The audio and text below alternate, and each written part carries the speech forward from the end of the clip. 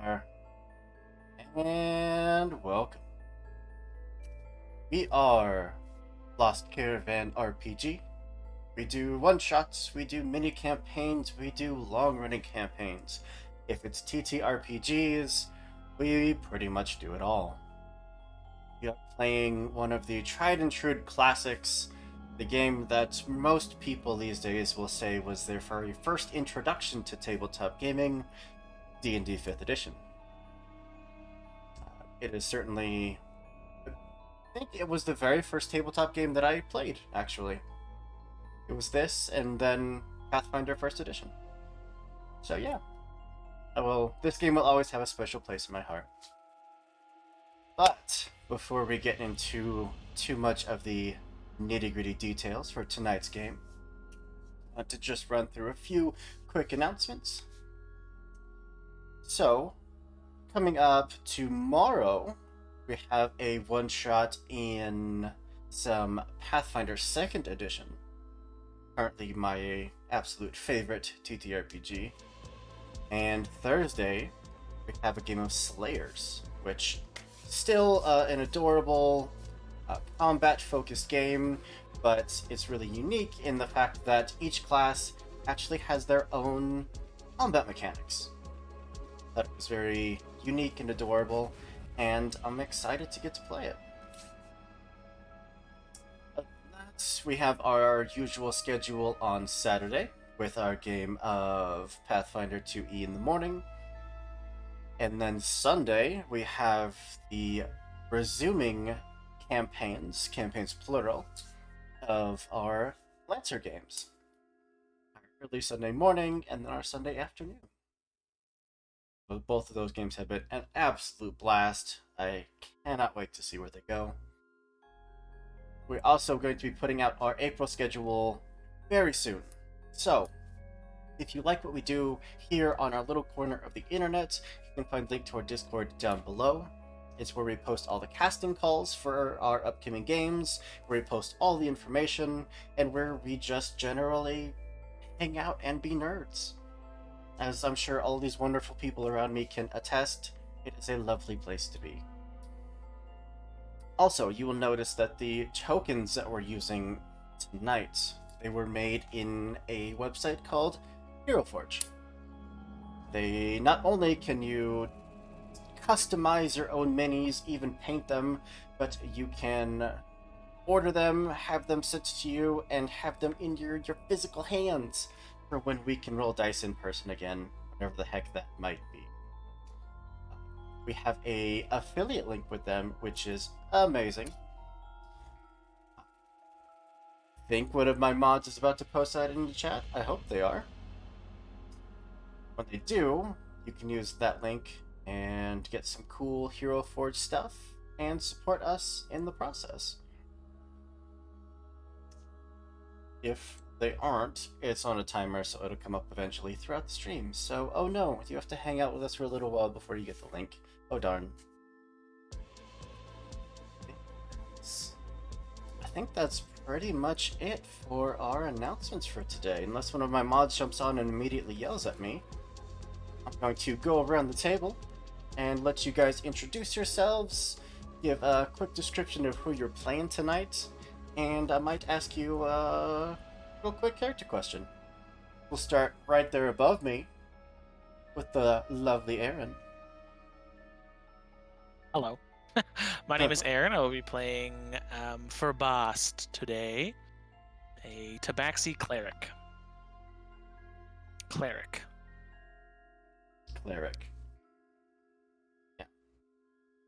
Yeah. Question for you. Which of these teammates here was the one that actually got you into the group? Or made you stay in the group, if that's a more apt question? Ooh. Maybe it was... See, we were saying it phonetically. I don't know if I can say it correctly now. Calliope. Calliope, thank you. When we were spelling it earlier, I think we were saying it. Calliope. Ferbast was maybe just so, like, intrigued by the outfit, the aesthetic, more than anything, she's like, I must know more about this one. Absolutely. We'll jump over counterclockwise because I'm a monster, which should be that way. Over to Ty. Hey, I'm Ty. Today I'll be playing Maka, or Maka, I guess. Yeah, Maka, the human barbarian slash druid.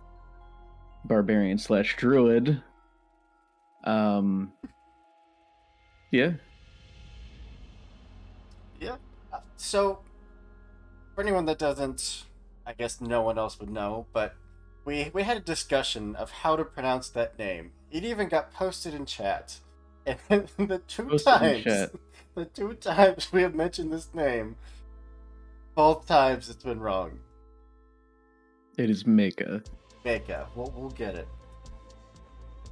Well, the question for you, one of these characters around you, either secretly or not so secretly, your nemesis, your Vegeta. Which one of these characters would be your Vegeta? The one that pushes you to be better?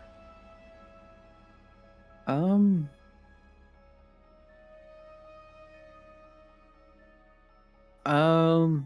don't know. I guess Dice, maybe. Makes sense to me. I don't really... He's the only other martial fighter. Makes sense. So trying to outperform Dice. Yeah, I can see that. Speaking of Dice, we'll roll on down to Dido.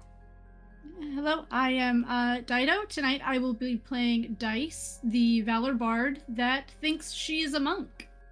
And she likes to use her fists. Yo, that's up working. So, Dice. I think that one of these characters around you, one of your party, has done something to maybe not quite save your life, maybe not to that extreme, but they did something that got you out of a bind. What was it? Probably Furbast being a cleric. It was not their healing abilities that got her out of a bind, but definitely that fire helped. Oh, thank goodness. I thought I was going to have to waste some magic on healing rather than burning, so I'm glad I could just kill them all for you. Love it. And last but not least, down right there below me, wonderful Steve. Hello, I am Steve. I will be playing Calliope, or Calliope, whichever way you want to pronounce it. Oh no. Honestly, considering it's the name of a VTuber, it can go either way. But yes, I'll be playing Calliope, the reborn College of Spirits Bard. Basically, probably the gothest character I've ever made. Heck of a description. Well, one of these allies around us has either secretly or not so secretly done something to heavily offend you in the past. Which one is it? Ooh. I feel like it might be Dice. Just I get the feeling that at some point they may have used. Whoop, I think we lost Maka. Oh no! Cameras are messed up. Give us just a second.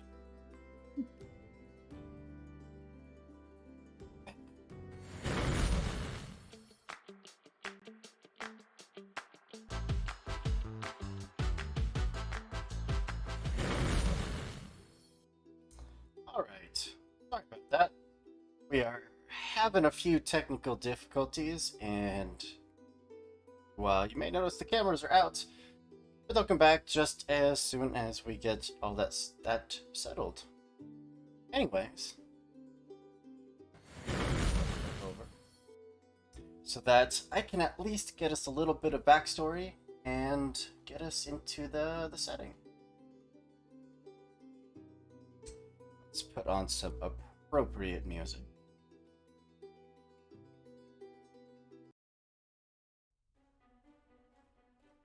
Perfect.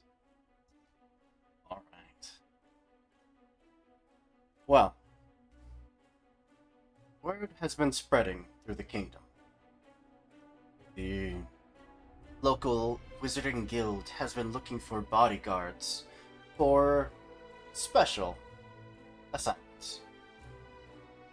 The details have been pretty hush-hush, but you've all been able to dig up that this has something to do with planar travel.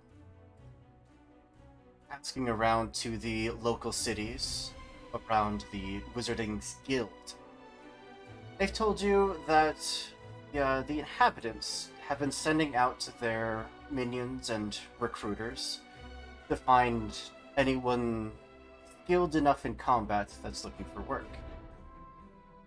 They're offering to pay 100 gold pieces a day for each recruit that answers the call,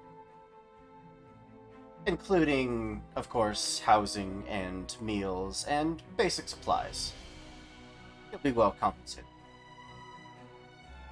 Now, as good as this may sound, all of the townsfolk that you talk to, anyone that's heard even a whiff of what might actually be going on, they all agree that this kingdom might actually be better off without Wizarding's Guild and all of its said wizards. The trouble that they tend to cause, the calamities, the destruction to property and life, might actually not be worth the protection that they offer. Maybe, just maybe, this would be your chance to do good for the people of this kingdom and remove the threat that is the Wizarding Guild. But that's a problem for me neither here nor there. As the four of you pull up on your trusty mounts to the surprisingly underwhelming sight of this wizarding tower. It stands maybe 2 stories tall, 1.5 stories. It's made of very weather-worn stone. The tower itself looks like a large octagon going straight up with just a handful of windows, all boarded up. No light coming from the structure. The only entrance looks like a large wooden and metal door there at the base of the structure. At the top, you do see that it is opened, some kind of observatory. But all in all, there's no golems guarding out front. There's no dragons securing the perimeter. There's no mages around casting their destructive spells. Nothing. It almost looks vacant. And with that in mind, what would the four of you like to do?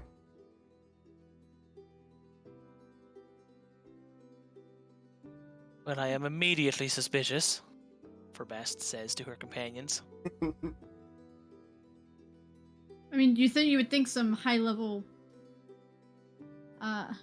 hoity-toity wizards would at least have some sort of supernatural protection. Right. But then again, if there has been some magical mishaps, it could be they have, as they say, downsized their defensive measures in order to keep the peace. Yes, but it's surely something flashy or fancy. They're all about the colors and illusions and, appearances and whatnot. That may have worn very thin on the surrounding villages. That's true. Or maybe none of this is real. And I'm gonna pick up a rock and I throw it at the door. Throw it at the door. Impacts with a thud and lands to the ground. Yes, good. It is real. Unless the rock wasn't real. The Did plot you try to- thickens. Did you try to bite it first? No. I pick up a different rock and I bite it. My long cat-like teeth. Yeah, it's a real rock. No, it's real. I didn't think she'd actually do it. And in that case, perhaps we should knock then. Before we knock, what is the goal here? The good of the people, or are we here for the money? She says as she cracks her knuckles. I just need to know what is and is not appropriate to hit. I mean, I'm not big really on plans, just sort of gut feeling, kind of in the moment type thing, you know? So maybe we just sort of roll with whatever happens. I would say perhaps try not to pugilize anything that does not attack us first. Yes. I can do that. Also, great word, pugilize, fantastic. Dice has no idea. Right over her head. Well, which one of you would like to knock? I'm the strongest. I'll go pound on the door. Do do do. Absolutely. There's the tiniest bit of reverberating echo from each of the heavy knocks against the wood. A few seconds later, there's a very audible click from the lock of the door. It just swings open about an inch.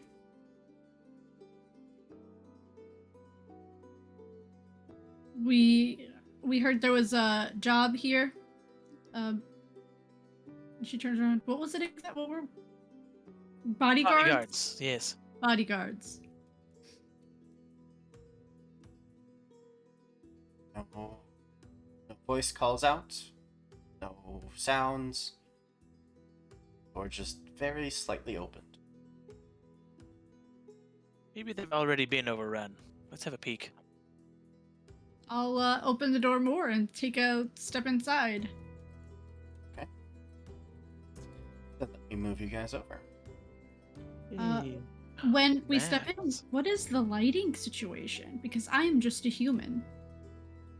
Most of the room looks very dim, but in almost the center of this wow, shapes. What is my brain so fried today that I don't remember shapes? Rectangle? Thank you. Oh my It's god. okay. It's alright, buddy. This rectangular room, around the center of it, opposite of you, is a stone pedestal. And on that pedestal sits a massive crystal eyeball. Wherever its gaze looks is very bright light, and it just looks from one to the rest of you. Just kind of shifts back and forth. You don't Sir- suppose this is our employer? I don't know. Can we Yeah, see it's- anything else in this room, or is it just the eye? There's a handful of cages. Would very, very vaguely see a skeleton off in the corner there, in the top left corner. But other than that, it looks pretty empty. There is a door behind the eye itself.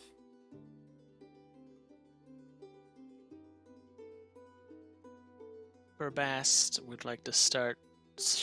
She's matching the gaze of the eye. She's just staring at it, and I just start to move like to the side. Like I just start to shuffle along the side and see if it follows or notices or does anything different or weird. Oh yeah, as soon as you start moving, its gaze absolutely just watches your movement. Hello, eyeball. Do you hear me? It kind of nods up and down. We are here to serve your masters. So if you're a security system, I suggest you stop securitying. It again nods up and down. Well, problem solved. I've disarmed it. Awesome. Well done. Then I will go to the. I will start moving towards the. Are these cells? Yes, I they have forgot how to. prison cells. Yeah. I will also say, just especially on account of the poor non-dark vision human, Calliope will take her candle, her Bard Focus candle, and cast light on it. So the- Okay. Your eyes will adjust, dear.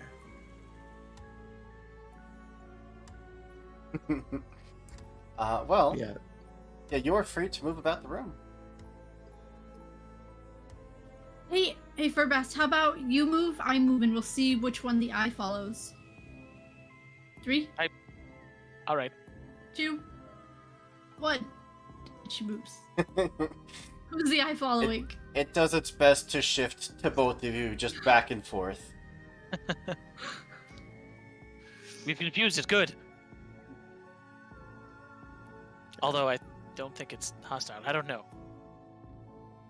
It just very softly shakes back and forth in a no gesture. You said it was crystal? Giant crystal eyeball. Cool. Well, the door in front of you, as you are, I believe you are one that is proficient in arcane magics. You'd recognize quite a few of the sigils that are etched along it, but there's so many different types of scripts, so many different languages, different types of runic writing, that even someone who's studied this for most of their life would only recognize a handful of it. There's no handle, no lock. It's just a solid metal inscribed door. Eyeball, do you know how to open this? Will very slowly nod yes. Will you open it? It shakes its head no. I would ask why not, but you don't have a mouth. Nods its head yes. Is there a key, perhaps, of some kind, or a lever? Shakes its head no. I don't 100% trust the eyeball. Can I... Are these cages locked? Can I go investigate the skeleton? The top left corner? Absolutely can. Sweet. I will go into the cage and shift through its bones and close if it has any. Hey, don't touch that. That's... Look, I'm dead. Doesn't mean I don't deserve respect. Come on. Hello, sir, skeleton? Are you speaking to me? Well, no shit. It's just me and you in here, isn't it? I suppose. Look, I'm just trying to get through that door. Yeah, so was I. What? Sorry? What Yeah. happened? Yeah. I don't know. Time's a little funny in here. If you look out the windows, it just kind of looks like it's always been one day for however long I've been in here. How long have I been in? What year is it? 74. I've been in here for almost 1,000 years? Really?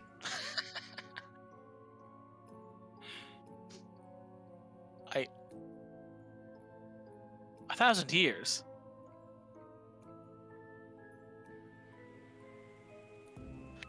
Well, this was a very pleasant conversation. Seeing as you are here dead, I don't assume that you ever got to the door. Oh no. I feel like I had part of the puzzle. But it was just me here. The rest of my companions, they got eaten by the golems, so Ah. didn't have enough to get through it. Well, as you can see, we've bested those. Oh yeah. Pray tell, what part of the puzzle did you have? Well, I could cast a little bit of magics. Yeah, not quite the level of flashy as those wizards back there in the tower, but I had a little something something. All right. Would you like me to, I don't know, bury you or something? Nah, I'm good. It's quiet here. Okay. Kind of like it.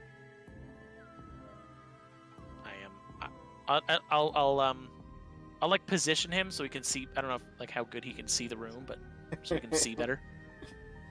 If one of you, if you do happen to die while you're here, you just want to drag him back to this room and just let him hang out with me. That'd be appreciated. How morose.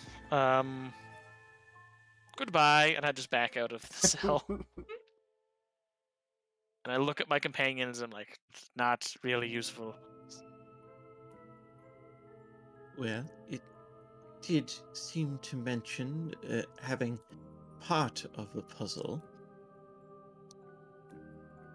Yes. Perhaps Something- there's some sort of sequence. Oh yes. What? Is there a rune? Like, what's the? There's no clearly indicated first rune, is there? There isn't. There's Like, dozens, if not hundreds of runes.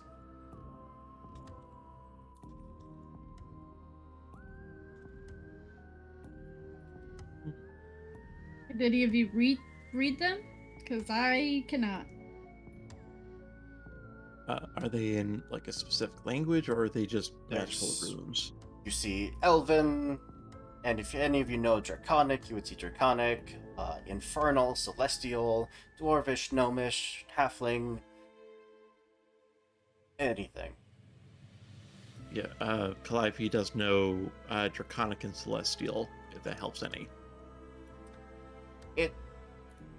From the various languages that you would all know collectively studying the door, it just seems like each script and each set of runes is just the generalization of magic in that various language.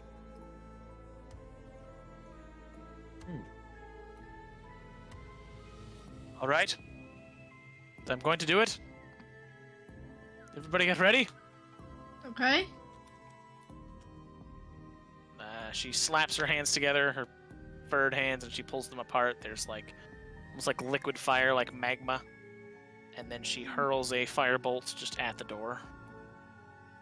Good thing I took a step back. The firebolt would impact, almost dulling against the door.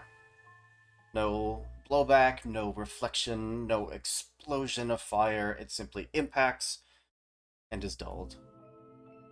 But one of the runes Anything- on the door does light up. Oh, my turn. I'll go up to the door. Calliope, you may want to take a few steps back. As you wish. Make it as Calliope. close to the door as I can. Calliope. I want to be like on top of the door because I don't Because I'm gonna thunderclap. Ooh, yeah. I actually have to look up that one. It's a 5 foot. It's 5 feet around me. The door has to make a Constitution saving throw. I'm trying to get it so I don't get the eye, or it takes thunder damage. That is... I am just looking up the spell. The thunder damage would absolutely impact the door, wash over it, similarly dulled. No change. What school of magic is Thunderclap? Dice. Evocation. Perhaps it requires different schools of magic. Yes. Okay. What kind of school was Firebolt? Was that evocation? Yes. Yes, it was. Okay, I don't even need to move. I'm gonna come back here. I'm gonna, around her neck, she has a choker, and she's gonna start making like weird vibration sounds with her voice, and she's gonna cast message to the door. Ooh. Hey, open, says us. Little pigs, we're coming in. As soon And, as that the is transmutation. as soon as the spell connects, there's silence. Then a moment later, you would hear a voice similar to your own, but more distorted and more of a whisper. Yeah, we'll see. And another of the runes would light up. This door is sassy. It's the Tower of Sass. Well, certain doors do have something of a reputation. Okay, Calliope is going to be doing something kind of in the same vein. Enchantment.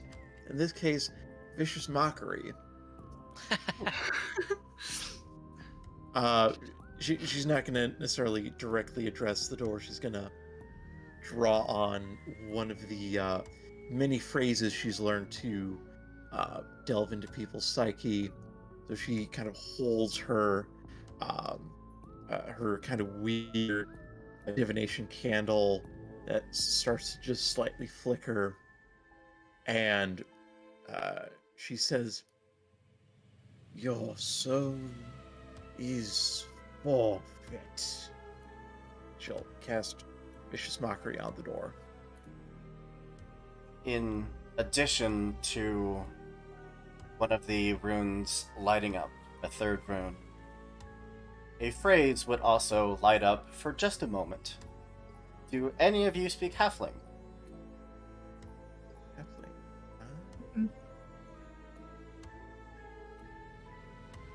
Okay. The phrase would then disappear.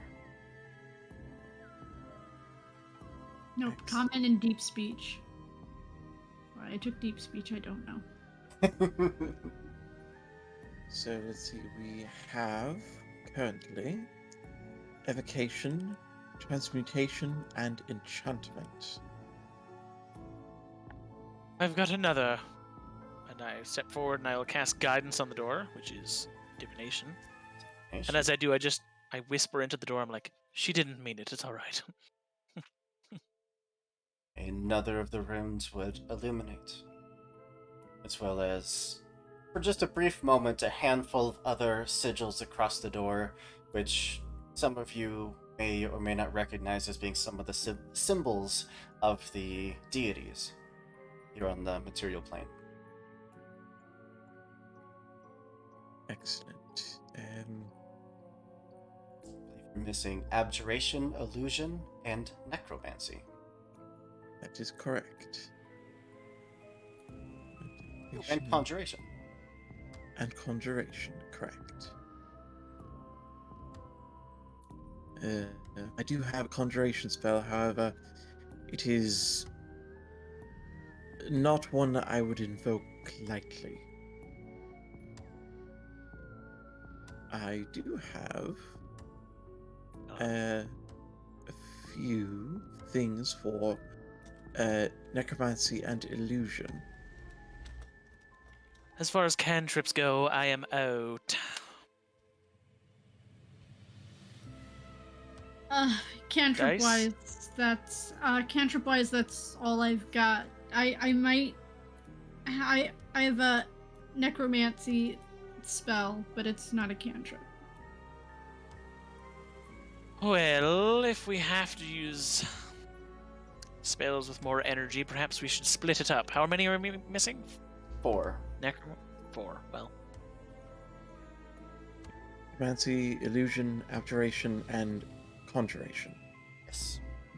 bet you necromancy. Does anyone have necromancy? It's probably the hardest. I do. I have blindness, deafness, which is necromancy. At second level.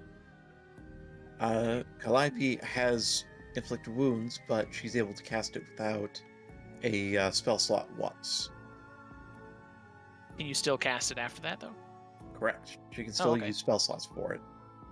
Cool. Well, if you can cover necromancy, Very well. She will. She's kicking the crap out of this door. She will lift her kind of pale gray hand and the crack.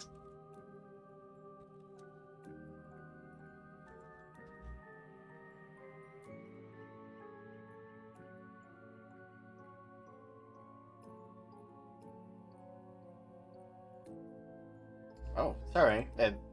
My sound cut out there for a second. Yeah. With the necromancy spell cast, part of the door would flash this purple, almost amber light, most of it fading but leaving one of the sigils activated. Excellent. I do also have the illusion spell invisibility, which I can invoke in a similar way. Did the other runes that activated, they disappear? They're still lit. Okay. They're lit AF. I don't know if I have a single abjuration spell, by the way. I do not either. I actually do. Oh, I do, but it's third level, so Mine's second level. abjuration. I can get rid of the illusion. I'd kind of rather not, but wait, actually.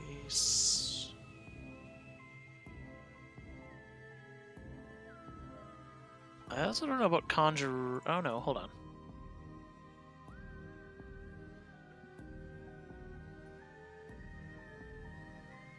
Aha, my favorite. She does something similar to what she did before, but this time the fire extends and blows up into a sphere, which then sort of rolls into the door. I'll have to use a whole second level spell slot for that one. You're welcome, door. What spell is that? Flaming sphere. Ooh, It's that's conjuration. Conjuration. And you said second level? Yeah. You can choose another of the runes to light up in addition to Conjuration. Abjuration, please. Both the Conjuration and Abjuration runes will light up. Nice. Excellent. I believe that only leaves illusion. You would be correct. I do not have any illusion magic. I have a one-off, but it's only first level. I can get rid of it if you want to keep your invis. As you wish. I pull out a tome that I carry with me often, and I open it up. It automatically turns to the page that I want, and I will use Silent Image cast from my Lore Holder Primer. Gives me access to a first level wizard spell of my choice, and I chose Silent Image. So I cast it from the tome. The last of the spells cast into the door. The eye does a little twirl on its pedestal. And as if dissolving into a liquid, the door will slowly run and droop down into not quite a puddle, but as if there was a grate underneath of it that was catching the liquid of the metal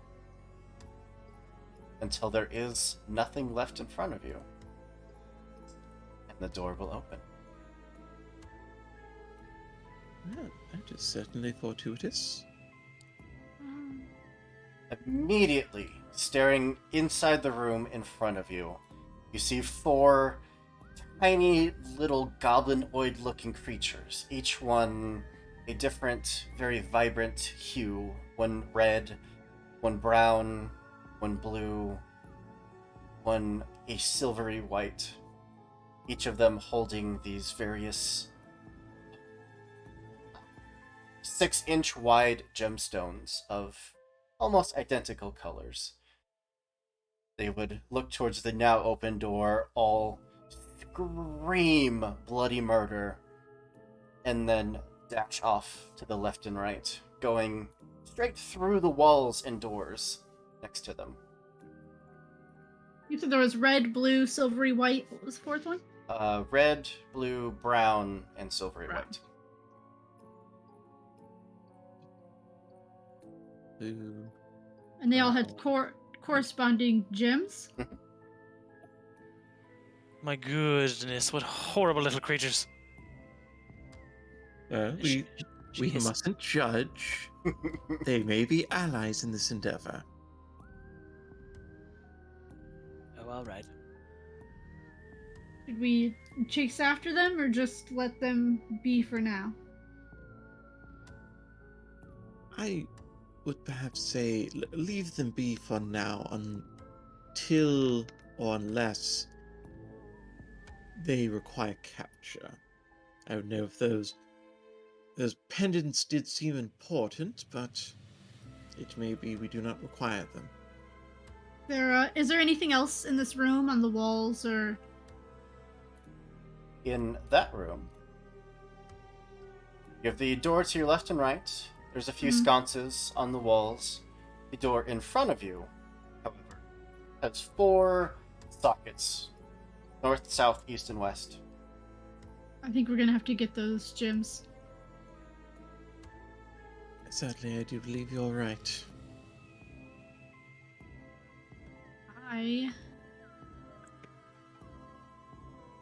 So we're actively chasing these things. It only lasts for an hour. Now, wait. Alright, I guess we'll try and find those golems. Golem, come out, wherever you are. Give me just 1 second, as Foundry has decided it just refuses to cooperate at all times, basically. I was debating if I should drink my potion of heroism or not. Ooh, Uh, interesting call.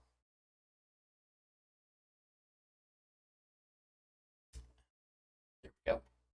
Sorry, if that- I'm guessing that. I normally would not have this early, but I am the tank now. If that did kick you out, the game should be back up for you to rejoin. If it did not kick you out, I would recommend refreshing. Okay. Refreshing Foundry? Yes. Okay. Oh, and it There even we cut out my go. music. Cool. You love technical difficulties. Just a second. There we go. Should be all back and good. Open that door in front of you there.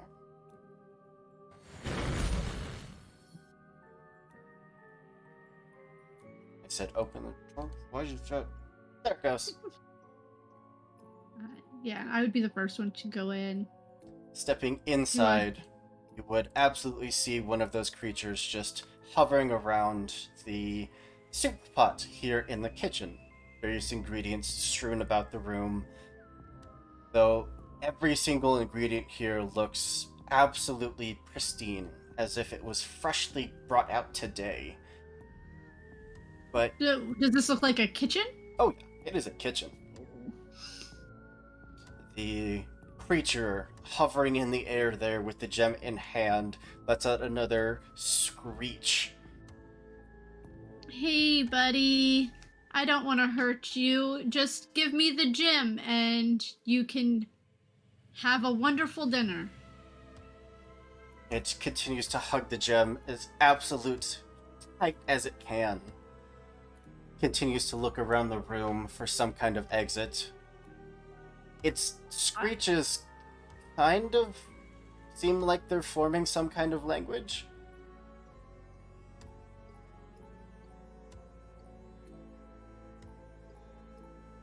Will actively start just like slamming into the cabinet, noticing that there's still no door there. Will dart across the room, slam into the wall Buddy. there. Hi. Guy, I tried talking to it. Do I just punch it now? Yes. It hasn't attacked. It hasn't proved hostile. Oh, okay. I'm gonna reach for the gem and just try and, like, grab it out of his... What's I'm your not gonna strength punch score? him, I'm just gonna try and steal from you. I did ask first. What's your strength? My strength is a +3. Oh, yeah, no problem. We're able to simply grab onto the gem and just either carefully or forcibly just yank it out of its hands.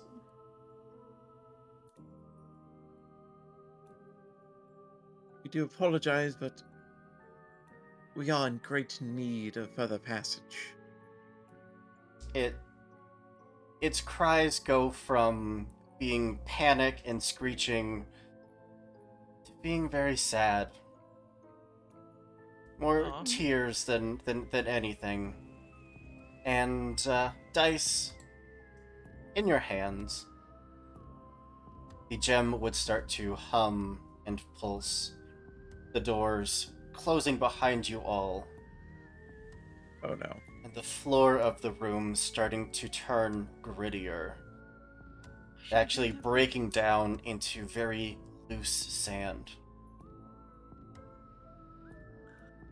Oh no. Rising out of said sand is a creature looks like it's made out of a mixture of emeralds and boulders. It just rises up. They're next to you, staring down directly at you, Dice. And I'm going to put you all into initiative. I should drink that potion.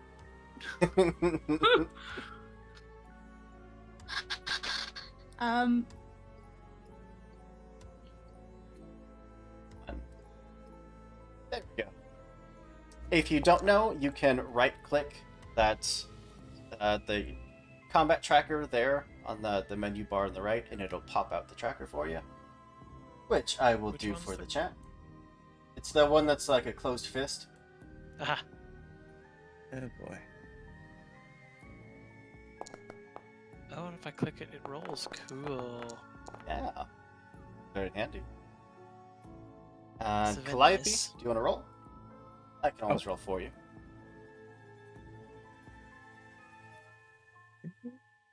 Initiative. There it goes. With that, let's load up some awesome combat music. Made by Epidemic Sounds, in case you need royalty-free music. Not sponsored or anything, but Epidemic Sounds is pretty great. Top of initiative is Furbast. Oh, we definitely should have killed it. Is that little Oh. creature's gone, huh? Yes, it's still there. It's just in the corner, just sobbing. Sorry, at initiative 20, the room is going to turn into quicksand. I Or need a strength saving throw from everyone, please. Oh, lovely. I just left click, saving throw.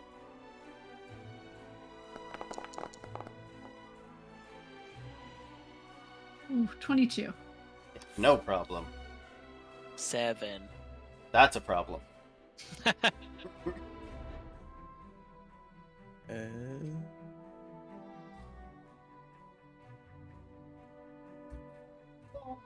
Why? Saving throws. Ah, here we go. Saving throw. Saving throws. Okay. 13, you are fine. The only one that is not, Furbast. Most of you are able to keep your feet moving, to keep yourself pulled out of the sand, avoiding a majority of the difficulty here. But Furbast, unfortunately, your feet are caught in the pull of the sand, and you sink a good 4 or 5 inches. You are currently stuck where you are, and being pulled down anymore, and you're probably going to start suffocating. Or Okay. eventually you'll start suffocating. Well, best to start strong. And I will momentarily ignore the what I'm looking for here, the sand.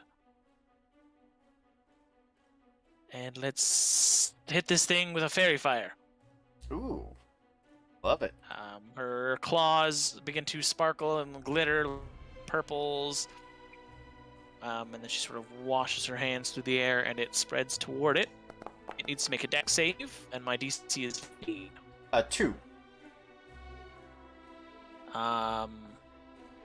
Any attack roll against it has advantage, as long as you can see it. Perfect. And it is lit up.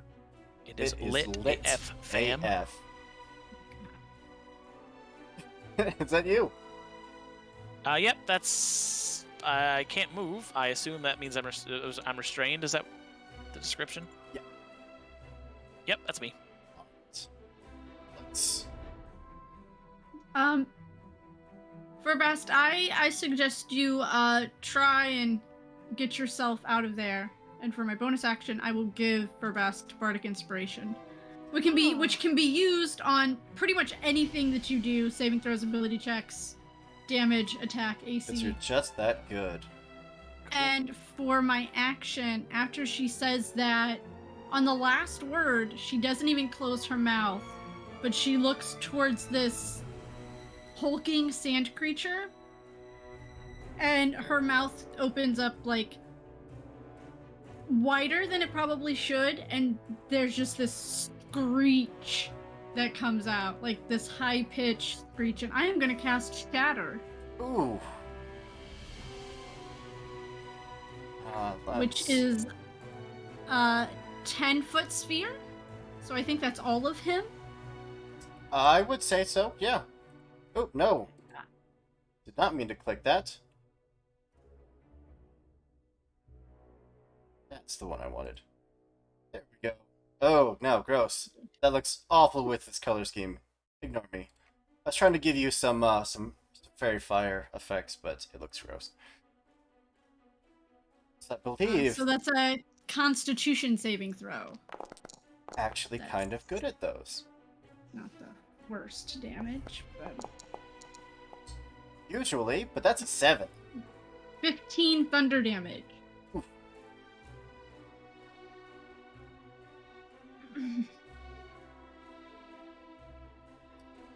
Yeah, that does huge damage to it.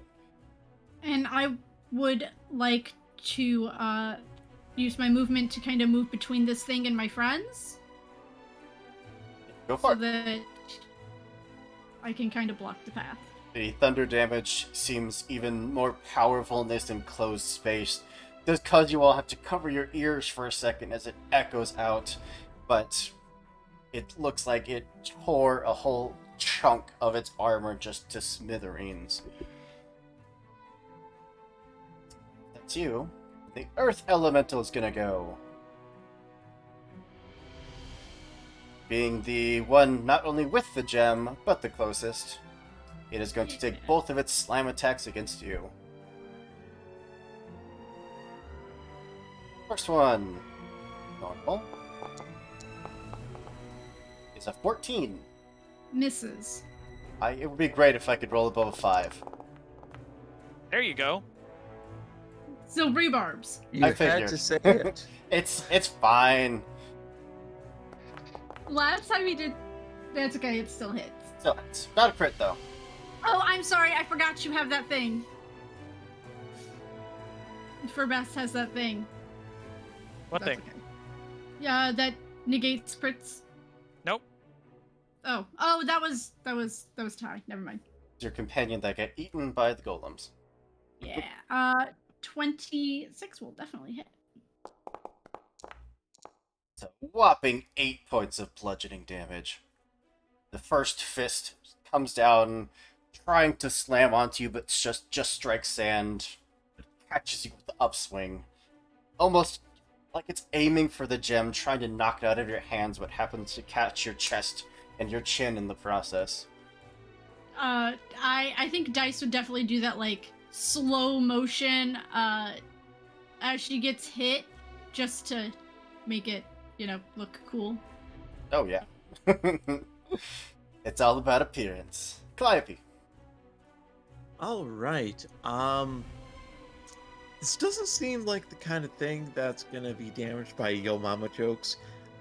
So what I think she's gonna do is she's going to, as a bonus action, start her Tales from Beyond thing.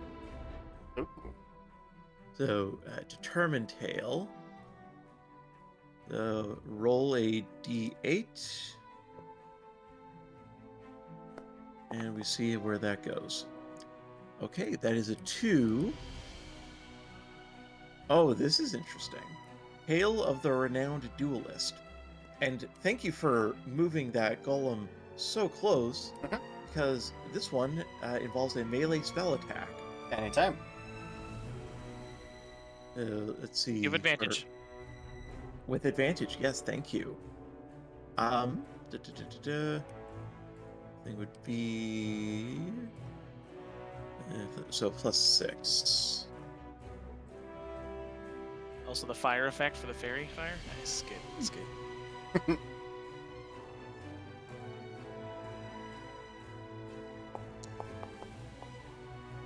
16. You have advantage. Try that again. It's a chunky boy. There it is. Boom. Natural 20. Natural 20. Thank you, Okay, advantage. so that's 2 rolls of the Bardic Inspiration die, so that's 2d8 doubled to 4d8. All dice are plus doubled. plus charisma modifier, so +3. Roll 4d8 plus 3. Nice. 17 points of force damage. No resisting that. Yep. What does that look like? Like you're telling a story and it just... So, you see the light from the candle start to cast strange shadows on the walls, almost like a shadow puppets. And the figures aren't like happy or cute. They mostly look like very distraught, deceased people. And finally, you see one draw a slender blade and stab it along the wall, down across the floor, and up into the golem. Yep. Ooh, brutal. And Lovely in the process. yes, and because the use of that requires my action, that is my turn. Gotcha. Back to initiative 20. Would all of you make another strength saving throw, please? Lovely. Strength. Saving throw. Oh. What is your what's the dice on the Bardic Inspiration? A D8. Oh, I got a total 10. 10. I think I'm going to use what's the feature? It's like memories from knowledge from a past life. Okay. That adds another d6 to the roll. Okay. Oh, speaking of d6, I should have added another one because of the was it the Spirit Bard's Gang Whispers. Oh, never mind. It's only counts for spells, not. But so that would be a total of 13, like last time. 13 12. succeeds, a 12 will fail, I got it. and a 12 will fail. Means that Furbast, you are now pulled down to a little over your waist into the sand, and Dice, even now up to almost your knees, were pulled down into the quicksand. While Calliope, you still seem untouched. And Furbast, it is your turn. Friends, I'm not going to lie. My plan is to kill it before I drown. And I'm going to cast Scorching Ray. I will use a 3rd level spell slot for an extra ray. All of which have advantage. Sure do.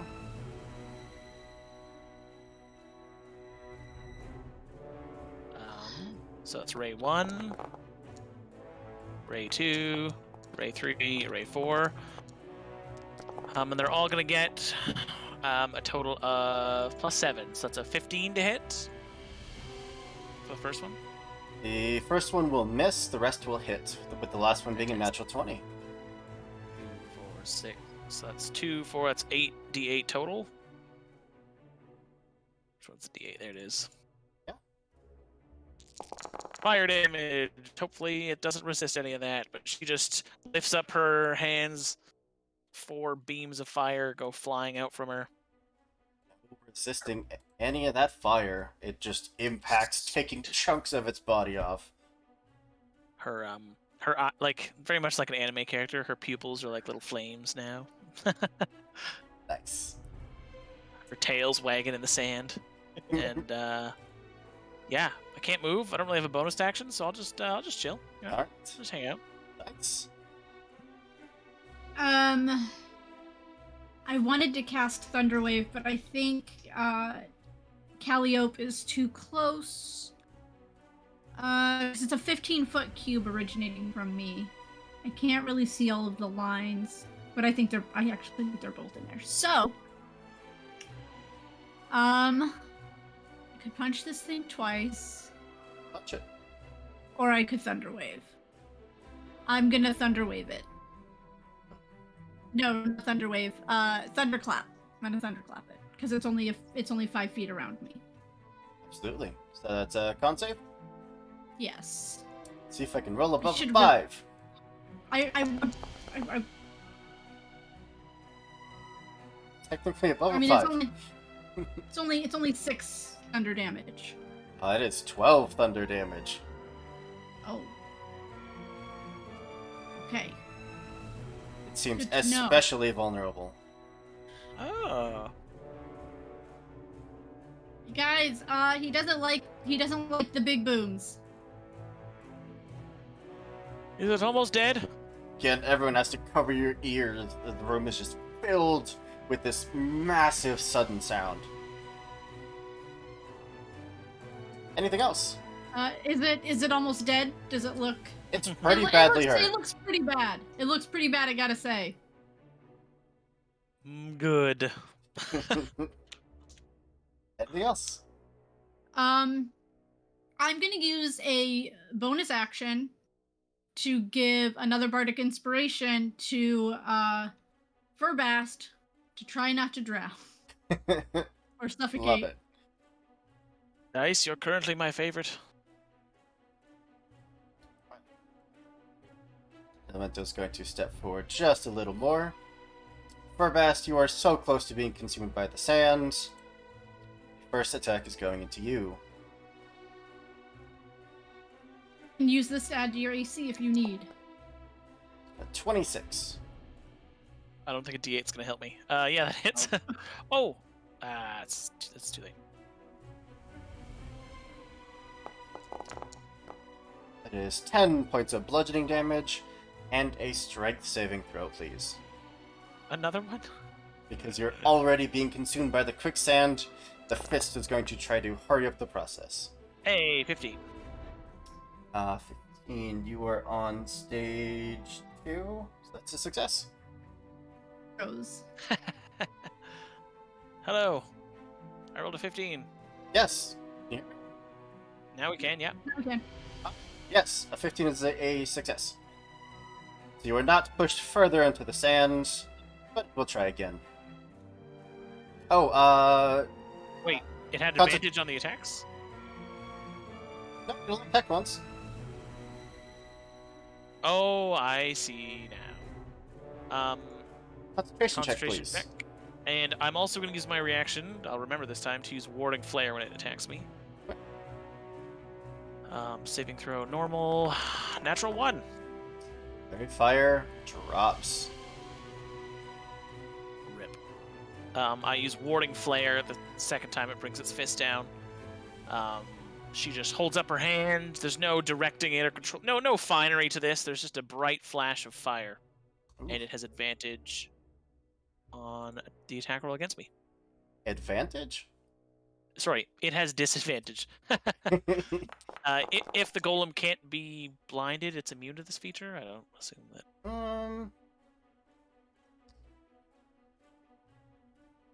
Nothing says that it can't be blinded.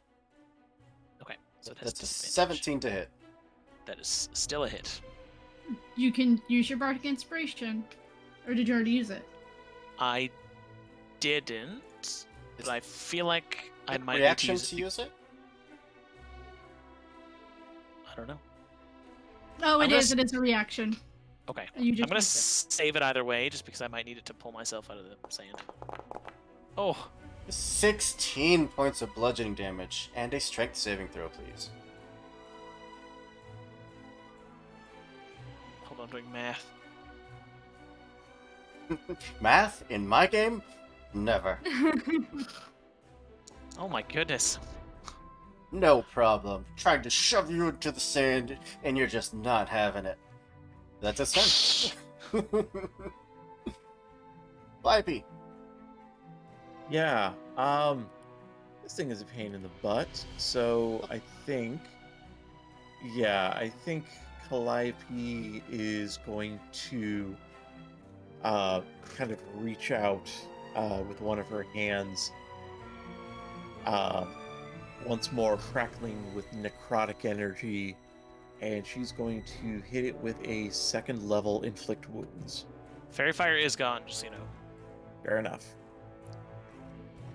Okay.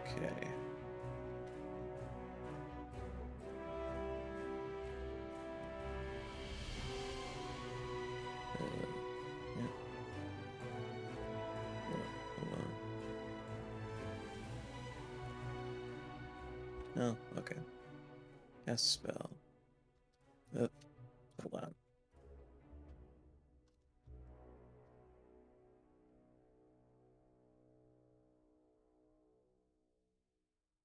Okay. Attack. Situational bonus, sadly not. So, Normal attack. for anyone that is a constant proprietor of TikTok, as I am, when you cast Inflict Wounds, the only thing that comes to my mind is the TikTok that is going around all over the place now. And it's like they show just this teeny tiny wand. And they say, Yes. Avada Kedavra. Sadly, I don't think a 13 is going to hit. 13 does not. Okay. Nobody shoves Fur Blast into the sand corner. Fair enough. Apparently they do. But yes, your Inflict Wounds unfortunately is going to just dissipate against Stonehide. Okay. Well then, not a whole lot else I can do. Alright. If that's you, then top of the round, I need another strength saving throw from everyone. Okay. Oh my lord. No. Not even an 8. An 8 would bring it to bring it to 14. I will use my Bardic Inspiration dice. And not even Launch from Past Life is going to help me there. I got an 11.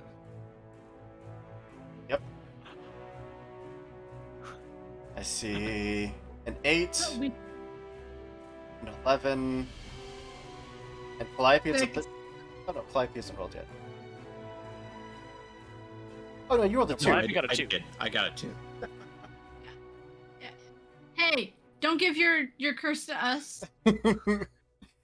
Dice, you are brought down to your waist, a little past your waist. Now, Calliope, you are brought down to about your knees. And Okay. Furbast, you are brought down to your head. You are now officially suffocating. Avenge me! Are the last words she says. It's your turn. I don't assume I can talk if I'm suffocating. You cannot. Then I shall have a brief look at all my features. Just in case. Nope. Okay. I spend my action to try to pull myself out. Yep, go for it. I assume that is strength again. Yep. Oh god, it's just a straight roll, guys. My strength's just 10. Oh, 14. Hey, look at that. You are pulled back up to your waist. She's very dramatic after being in the sand for like 2 seconds. I approve. 84 years. Yeah. As a bonus action, that's an action to cast. I actually don't have any spells.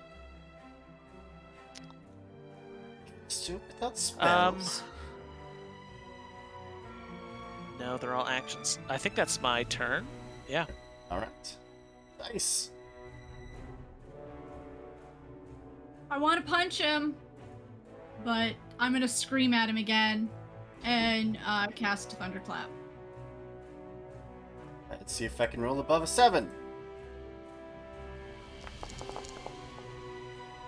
Okay, he doesn't take any damage. That was a 2, and your dice pushed it over to an 18. Just to rub salt in the wound, you know, like a jerk. I know Furbast got hit really hard. I think Calliope's okay. Just I'm so gonna see. everyone knows, in the chat, you can spend channel points to help them out.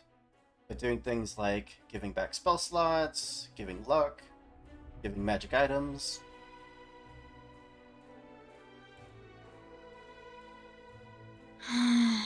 I think that's gonna be my turn because I only have 2 more bardic inspirations, and I have a feeling it's gonna be a hard road ahead. Well, he's got 2 fists. He's got Calliope into dice there. Into Calliope. Alright. 24. Yeah, it's gonna hit. And a strength saving throw, please, on top of 18 points of damage. Wow. Apparently that's where I can roll high. Alright. Playing a game of whack fuck here. Whack. And onto Saving throw. dice. I don't think he's gonna need that hero point, guys. An 11. 11's gonna miss me. Ooh. Natural 20. Not only are you not pulled down further into the sand, you actually grab onto the fist after it impacts your face, and it will pull you all the way out of the sand. Okay. Shit. And the 11 misses dice.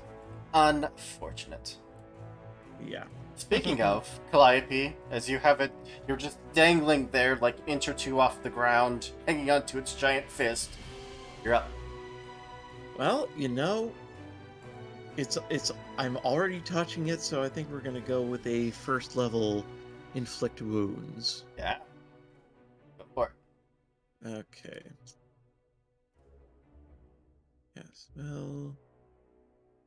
Attack. You have to say the incantation. Yep. Da-da-da. Normal. Come on now. Oof. Yes. Okay. 25? We're gonna get the incantation from you. Oh, so she she like well, no, sadly no iffy goody. She like extends her hands, just goes, "From dust you came, from dust you will return." And damage 3d10 plus 1d6 because spiritual focus.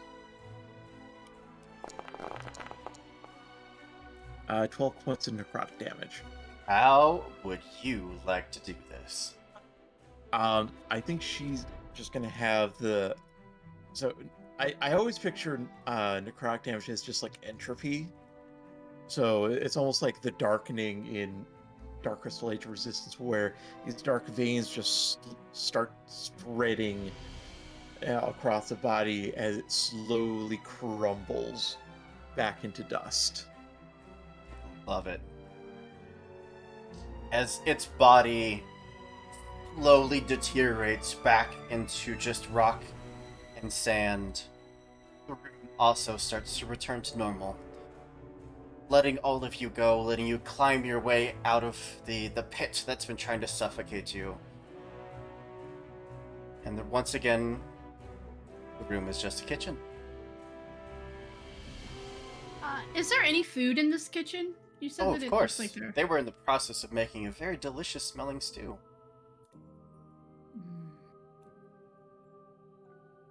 Kind of hungry.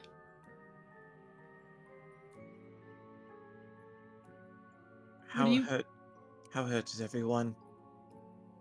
Keep the gem. Dice, I please. do. Oh, okay. I will keep it, and I will tuck it in my backpack. Okay. As long as this wasn't for not. And as I put it in my backpack, I see one of my my potions. My I think it's a blue. I think it's like a glowy blue. Yeah, like a blue bubbly potion.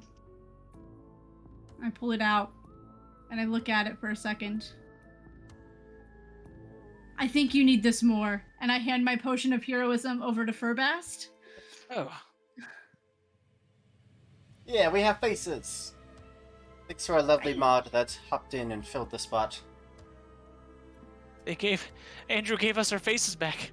A kind god. Yay! Would any of you like to partake in said stew in front of you? Yes. I think Dice would. For sure, 100%. YOLO. That soup. Anyone else? Calliope does not need to eat, so she will leave it to everyone else. Smells awfully good, though. But how hot is the cauldron container, whatever it's being brewed in? The cauldron itself is on top of a very, very small open flame, so warm to slightly hot at its worst. If I were to put some in a bowl, would I be able to take 10 minutes to cast Identify on this soup to see if it had any magical properties to it? Time does not seem to have much factor. If that answers your question. Could I still try and cast Identify on it? Absolutely you can. It's just that spending 10 minutes to do something does not seem important. It's not like you're on a time crunch. It's just because I wanted to ritually cast it, not Yeah, I use a get you. spell slot. The soup itself does seem to have magical properties, though even as you're identifying it, what properties it has seems to vary moment by moment. It could be one of any number of things. It's like in every flavor soup. It is. Like each bite is something different. It is. It'd be magical in nature then. It's very magical. Even over just this short time, it's changed many times. I suppose there's no harm in a spoonful. And that is exactly what Dice will do. She kind of just got the go ahead, so she's going to take a spoonful.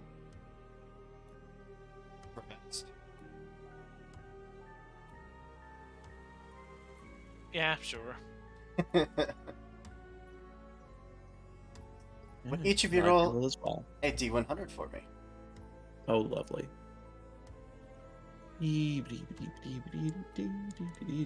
85 from Furbast.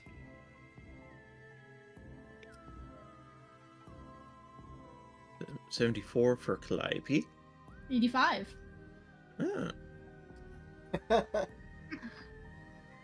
The soup almost pops in your mouth with flavor, Furbast. Would you roll a D6 for me?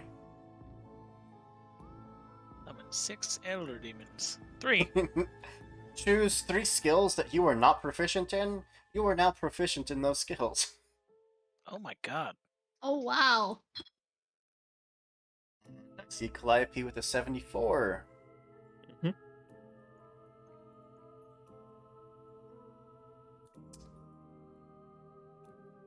You... Okay. You taste a soup that is so comforting. So much that it reminds you of home in every aspect, and you start to even hear sounds of your home. You start to hear your family talking around you. Feel just this incredible warmth, this protective, comforting blanket around you. You are now immune to being charmed, frightened. You're immune to the fear effect, and you have resistance to psychic damage. well, okay then. And dice. You got an 85. You also rolled an 85. I'm going to give you your choice, above or below. Above. Above. It is an elegant tasting soup. Stew. So much so that it makes your mind start to race. The adrenaline kind of starts pumping through you as you're consuming it. And my internet went down. Worst timing. Make her do. What does the It's- adrenaline make me do? Your mind and your body race as you're consuming this. Just alive with thoughts, alive with activity. You can feel every muscle, every synapse firing. You have advantage on dexterity and intelligence saving throws. Ooh. Dexterity and intelligence saving throws. Mhm. If you already had either of those, we'll choose a different one. I am proficient in dexterity saving throws, but I do not have any advantages. There you go. The soup is most excellent. What happens It if you is. eat food from a wizard's tower? Yeah. We've had lunch. Is anyone particularly hurt? I have this gift from Dice, and I have a potion of my own. If you feel like it, you could do something, but I'm alright. I'm gonna first drink my healing potion and the potion of heroism. Okay. And I don't know whether Dice or Andrew, because the spell heroism says you get temporary hit points. No, so it's for the potion, you get 10 temporary hit points, Oh. and you have the effects of bless for the next hour. Oh, okay. That's what it Rad. does. So Yeah. you can add an extra D4 to saving throws, and you get a little bit of an extra HP bump. Beautiful. Awesome. With lunch had, you have doors above and below you. Do we want to go up or down?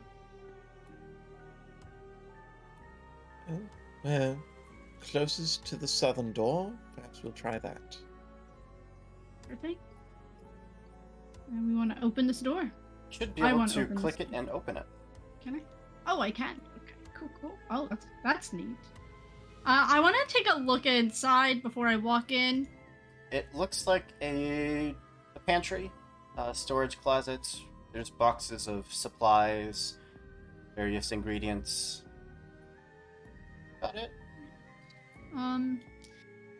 Like a dead end. It looks like a pantry down here. I'm just gonna do a quick perimeter, make sure, kind of like tapping a couple of things like with my knuckles, just to pops out. If this is a wizard's pantry, there may be some valuables in there. I will look for valuables while I'm in here. Make an I'm investigation actually pretty check. good. I'm actually okay at investigation checks. No, I'm not. I lied. It's an 11. Just looks like a pantry. There's a bunch of crates here. It all just looks like ingredients, though. I mean, it just looks like a pantry to me, ladies. Fair enough. The other door, then. All right. Should also be able to open that one. Oh, I'm sorry. The stream could not see the pantry. Pantry's down there.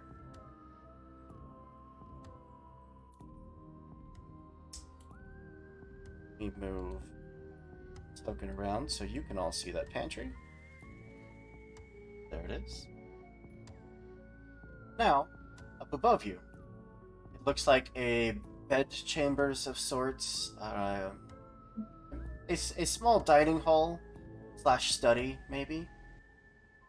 But hovering there around the center of the room, clutching the bright red gem, is one of those creatures. I am only moderately, I've taken a couple of concussions in the fighting rings, but the brown gem erupted an earth.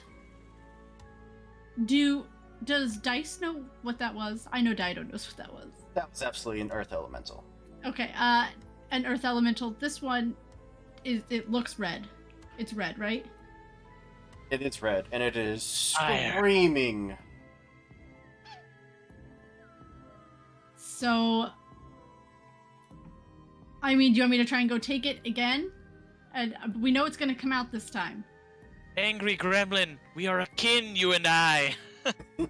Linked by the elements. Well, I do have a thought. So, our interaction with the last creature, we grabbed the gem and the room changed. Perhaps these are sort of predetermined safe places. If we take it from the room, would it have the same effect? Would you like me to try and grab it and run? Well, didn't the door closed the last time? It did. Yeah. Did you I don't think we snag would the whole need- gremlin? Although, wait, no, that's still. Well, it kind of like melted when the elemental What if we murder it before it can summon the elemental? These things don't appear hostile. I would really rather not have more murder on my conscience than necessary. She will kind of call out to the creature.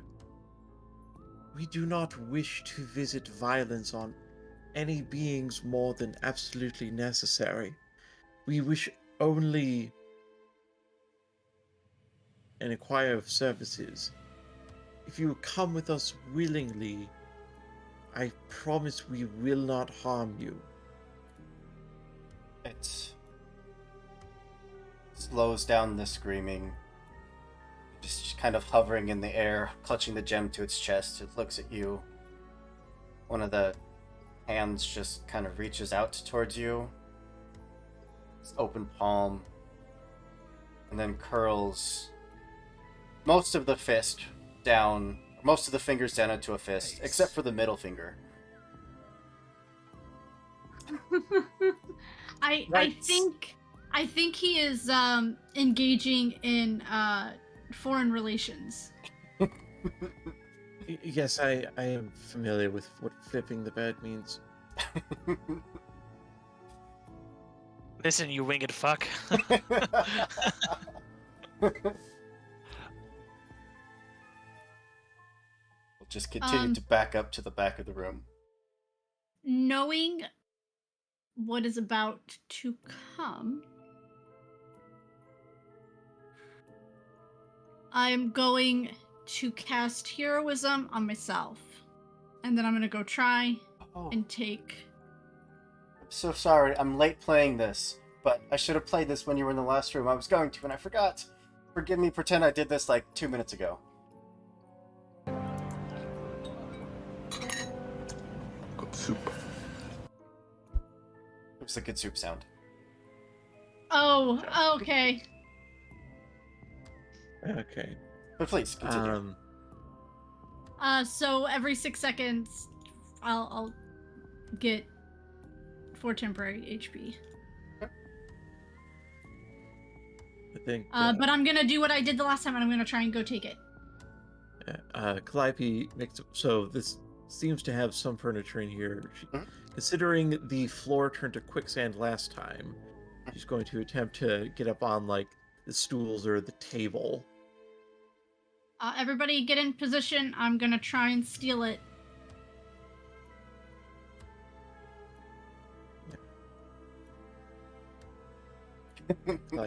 Calliope will ready a vicious mockery, just in case something pops up. I do much the same. I'm just back up to where I'm standing, and she's honestly more excited about what is about to happen. Well, Anything else? you run up, grab the gem, much like the other one. It does not have the strength to contest you. It just yanked the gem out of its hands. Now, with both hands free, it just screeches at you, flips you double middle fingers, and just kind of hovers up in there. While the gem, I'm gonna jump up on this table. while the gem in your hands again pulses with life, making the room grow noticeably hotter. Considerably hotter. The doors slamming shut, the furniture starting to smoke a little from the heat. And a creature born of fire wearing this molten armor will appear. Vicious mockery. Furbast is just cackling. Throw you all back into some initiative. Oh, it auto-rolled everyone. And yeah, is that a wisdom save? It is a wisdom save. I predict a 5. A 2. Okay. That is okay. That is okay. Yeah, it's quite nice actually. That is tight. Okay, damage. 2d4 plus 1d6 because spirit part is awesome. 6 points of damage. That's yeah, psychic damage, yes. Love And it. disadvantage on its next attack. Alright, well, top of initiative is again you, Calliope. Or Calliope, oh. however you want to pronounce that. Whatever. Oh, okay. Fair enough. She will then. This chamber is not big enough to contain a call lightning cloud, is it? It is not. That's what I figured. Okay. Well, in that case, you know what I'm gonna do? She's going to cast Dissonant Whispers. Dissonant those whispers. Okay. So I'm going to need another wisdom save. Oh, but I did so good on the first one. Oh my goodness. 5. There's the 5 I predicted. Okay. Chat, help me out. You can give me luck too. Don't you have a Uh, villain point? I don't know how those work. Oh, I should do. Remind you of that. I do. 6 plus another d6. You have yet to see the effects of the villain point. And sorry. That was my bad. I shouldn't have rolled that way. Accidentally hit critical hit. Let's try that again. Still, That's still pretty good. Heck 20 yeah. points of psychic damage, and if it can, it must use its reaction to move as far as its speed allows away from Calliope. But considering it's already in a corner, that's probably It about as far as it can't. can go. anymore, and it's inside the wall. Alright. Yeah, at least it'll give Dice an attack of opportunity. Alrighty, yeah. I'm gonna punch him. Finally, I get to punch something. I'ma No, hit I it. don't. Natural 1. You're rolling like me. Calliope, is that your turn? That is her turn. Verbast. Urbas quickly realizes that as excited as she is, the thing is made of fire, and that is much of what she throws. So instead of trying to do damage, and she says in a booming voice, kneel before me, servant of Igni and mistress of the flames. I'll use command. Kneel before And- Zod. And it is a wisdom saving throw, DC 15. Guessing a 8. Ooh, no. Ooh, a 19. I said kneel. It just lets out this hissing sound, which you would soon equate to its laughter. She doesn't even feel bad about it. She's like, you know what? Fair. Fair. Game recognizes game. Game recognized game. Anything else? No, I just shuffle over a little bit. I'm gonna take out my shield because I don't know why I didn't have it out last time. Alright. My AC is 17. Dice. Sorry, I'm trying to see if there's a concentration symbol that I can put on myself so I remember. Well, there we go. I mean, it'll remind me that I can regenerate. But marked. Okay.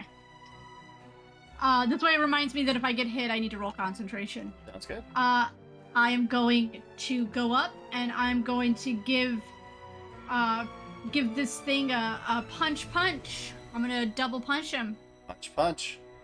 with my fisticuffs. Is to cuff it.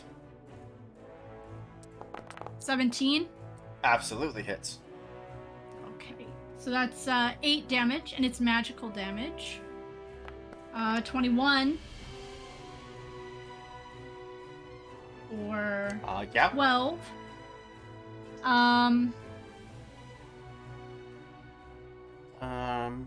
1 second. Okay. Yep. And Body damage up.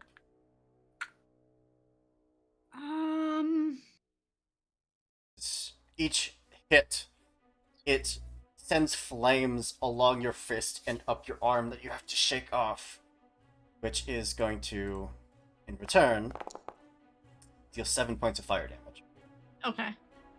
I was just saying if there are any bonus actions that I can do. No, I'm gonna save I'm gonna save my bardic inspirations for now. That's Okay. gonna be my turn for now. All right. It's just 1d10 fire damage. Okay. I should have done this at initiative 20, but I am a horrible person, so I'm going to do it now, after your turn. The gem in your hands pulses a few times down in these short bursts. And from the floor of the room, these crystal shards just shoot up out of the ground and slowly start to build in this bright red glow. If I can find the proper layer. Give you the proper layer. Why? That wasn't the proper layer. That's why.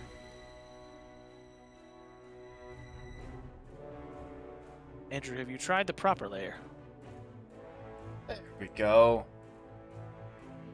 Ooh, those are pretty. It's purple. They are all going to start glowing. But it is now the fire elemental's turn. Who has its prey right there in front of it. You have the gem. You came up to it. It was very lovely of you. Its first attack will be at disadvantage.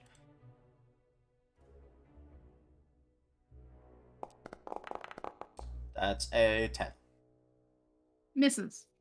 Strikes the table next to you, sending it up in flames. It's gonna try again. A 17. I'll let it hit. I'll allow it. It's 11 points of fire damage, and you are on fire. All right. Let me make sure that there's no save to it. If the target is a creature or flammable object, it ignites. Okay, perfect. Well, it's going to take the opportunity to float around you. And that's its turn. Ah. Silver is just on it tonight. Absolutely on it. Top of the round, Calliope. Right. I think what she's gonna do is Oh. Oh. And on Trek? I doubt I'm pronouncing that correctly, but thank you for the follow. Love you. I think she's going to pull a okay, we'll save that. We're gonna do another combo of Tales from Beyond, so action, bonus action. Okay. So gonna roll a d8 Roll it up. as a 3. Wow. Tale of the Beloved Friends. Aww. The target and another creature of its choice it can see within 5 feet of it gains temporary hit points equal to a roll of your Bardic Inspiration die and your Charisma modifier. So, because Dice is on fire, I think she's gonna go with that. So you gain. Yes, they're gonna give it to the fire elemental and be a bro. Okay. Oh shit! You gain 10 temporary hit points. Okay. And for the fire elemental? Rude. Well, Dice is able to choose another target. There's nobody within 5 feet of me that I don't want to help this fire elemental. Oh, darn. Okay. But, ooh, there's no... Maybe she's if this got were a a maybe if this were a fighting ring, she would do it, but this is not a fighting Yeah. ring. Anything else?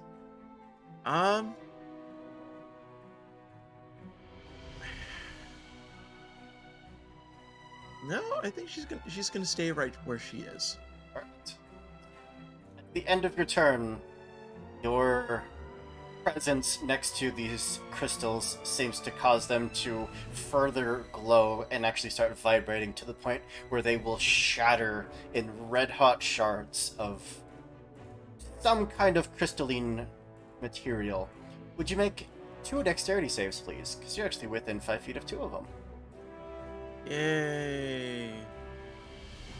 Save and throw.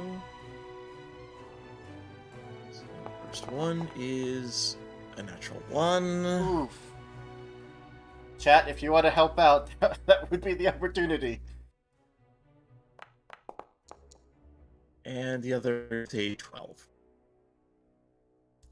Well, unless chat feels benevolent towards you.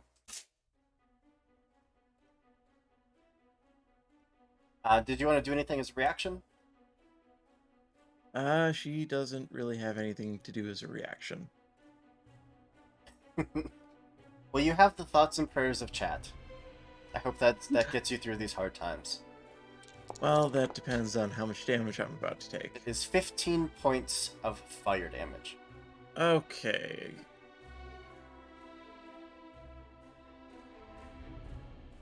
And then we'll jump down to Bust. Has anyone damaged this thing yet? Dice did. Yes, pretty heavily actually. Yeah, and Calliope did a little psychic damage to it. Okay. Yeah, Calliope did a lot of psychic damage to it. Are the bells ringing? What? I think the pipes are calling. I don't. That is a reference.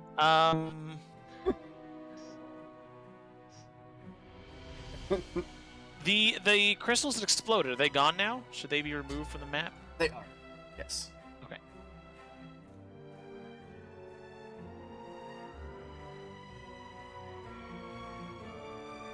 Guys, literally all of my spells are fire damage. I will move away from that crystal, and I'll try command again. So it's another wisdom save. Still takes an attack of opportunity.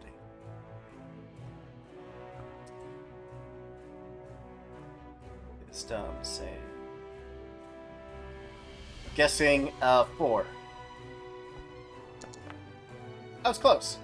That would be a success, but one of my magical items, Amulet of the Devout, increases cleric saving throws by 1. But my DC is 15, so it's a fail. That's a fail. Whew. And I choose the action Grovel, Okay. which it will do on its turn. Its turn, it will drop prone. Drop prone and do nothing. Nope. And that is also the end of my turn. All right. Oh, I took damage. I need to make a Yes. concentration check. Thank you. I knew I would forget. Okay, heroism is gone. Unfortunately. And it's your turn. I'm gonna Take figure off. out how to get rid of these. Yeah. Do I take fire damage at the start of my turn because I am on fire? I believe it's the end of your turn, but I will check. At the start of each turn, no, you are correct. It is 8 points of fire damage. Right. And it's an action to put myself out, right? It is.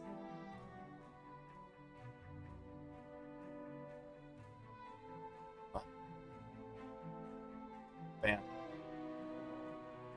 Okay. Ooh. I know everybody has gotten hurt, so I'm gonna use my action to put myself out, even though you just put that really cool fire on me. Uh-oh. And then I am gonna use my bonus action to cast. It's not gonna be a whole lot. I'm gonna use a bonus action to cast Mass Healing Word on the 3 of us. What's the range of that? 60 feet. Oh, yeah, I no believe. problem. Yeah, I believe everybody is in range. What is your healing word? I don't think it's really a word. It's more of like a high-pitched reverb off of the walls, kind of like sonar. Some of the glass in the room shatters, and you're all just so thoroughly impressed that you heal 8. Damn. Awesome. Nicely done. Anything else? Yeah. No, because I think I'm still within 5 feet of it. Are. Stay where I am. Perfect. On its turn, it will give you a very deep bow. In its crackly fire language, you just hear, milady. She blushes.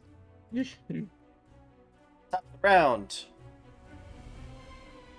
Back to Calliope. So All if right. it's kneeling, is it prone? It is. Yes. Okay, me so then add that melee on there. attacks against it would be Yeah, at Grovel advantage. is Grovel. Why did I say it like that? Grovel. My favorite Sesame Street character.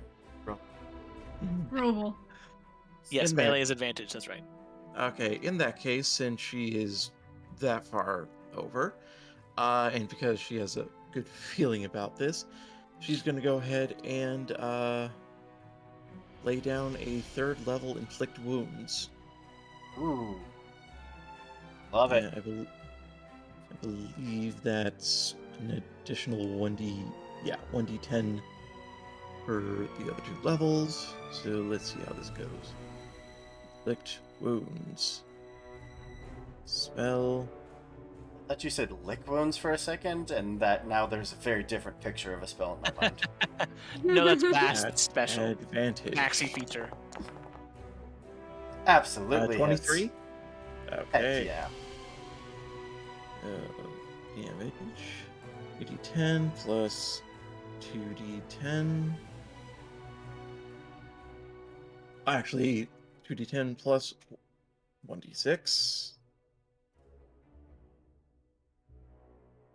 Wait, isn't first level 3d10? Yeah, so it'd Yeah, be 3, 4, 5 d10. Yeah, she's casting at Oh, you third did level. it. That's Sorry. 23 points of necrotic damage. Well, take 10 points of fire damage. Okay. Ooh, it is hurt. Wow. But in fairness, so are all of you. Yes. Anything else? Well, quite frankly, if she tries to back away, she is going to go unconscious. So, yeah, she's gonna. Well, actually, you know what? She's going to try and back away. Take attack of opportunity if you like. At disadvantage. At disadvantage. Attack. Disadvantage. That is a natural 1. Okay, so she'll back up.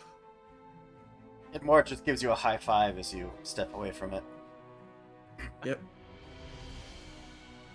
Okay. I mean, it's a Now, monster, but it's that's still right. polite. Oh yeah, of course. Probast.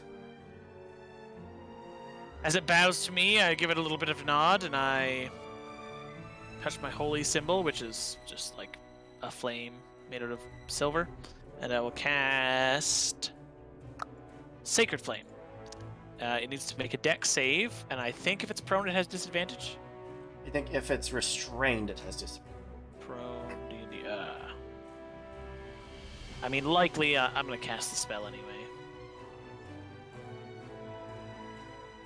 Yeah. So just straight up dex. 12.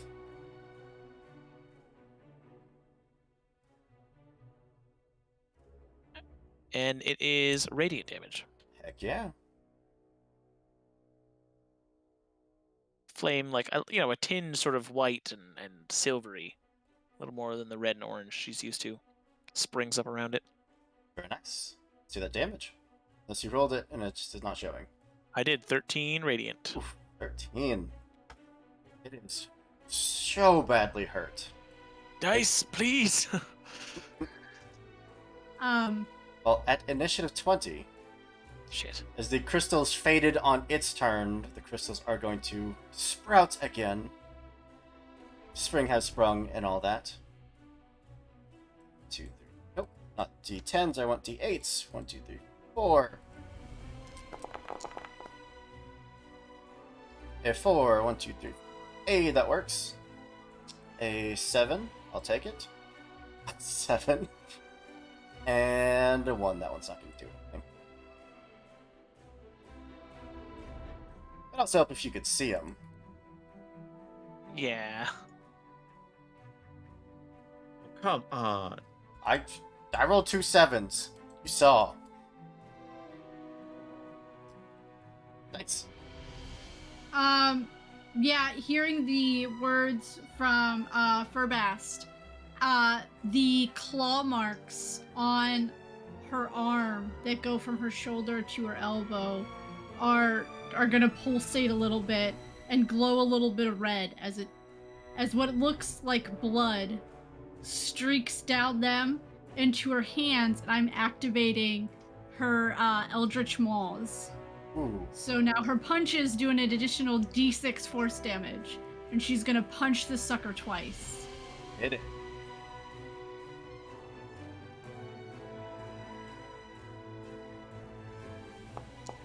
For a 21.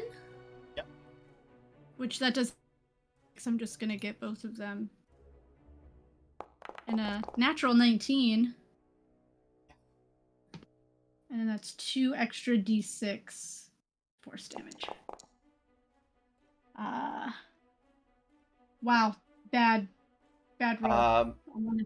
Well, there was no need to roll the second attack, because the first attack was enough to cause its obsidian armor chest plate to just cave in, and its body to slowly start sinking into the floor, its hands held up as if asking for help. At the last moment, as its forearms sink down, almost out of sight, transitions into a thumbs up. And it finishes sinking into the floor. Rabast wipes away a tear. Are the crystals still up at the moment? They are. So, for anyone that's proficient in Arcana, there's no need to roll it. Also, dice, you take 10 points of fire damage. These crystals look extremely valuable. If you could harvest them from the source before they explode, you could sell them for a very pretty penny.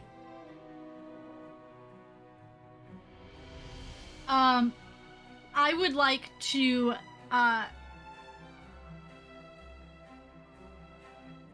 if I still have time, I use my action. It's And fine. my bonus we're, action. we're out of combat. I will say Okay. that each of you have action, movement, and bonus action. Then I'm going to move to right here. Oh, it would help if I was not on the ruler. What? There? Yeah. And she's gonna throw out both hands, and tentacles come out of her fists, and I'm gonna try and pull out these two before they explode. Yeah. Because her claw tattoo gives her a reach of 15 feet. Love it. Make 2 attacks. What the heck? I'm not trying to damage them, I'm trying Oh, to no. pull them out. Try to safely Okay. harvest them. Yes. Yeah, there's a hentai joke around here somewhere. That is too lowbrow for us. 14 and a natural 20. Is it though? Is it? Both of those will absolutely hit and harvest what crystals you can grasp in those very soft and squishy and huggable tentacles. And before they're even able to reach critical temperature and start to explode, they are separated from their source, and you now simply have just an armful of these very vibrant red crystals. Calliope or Furbast?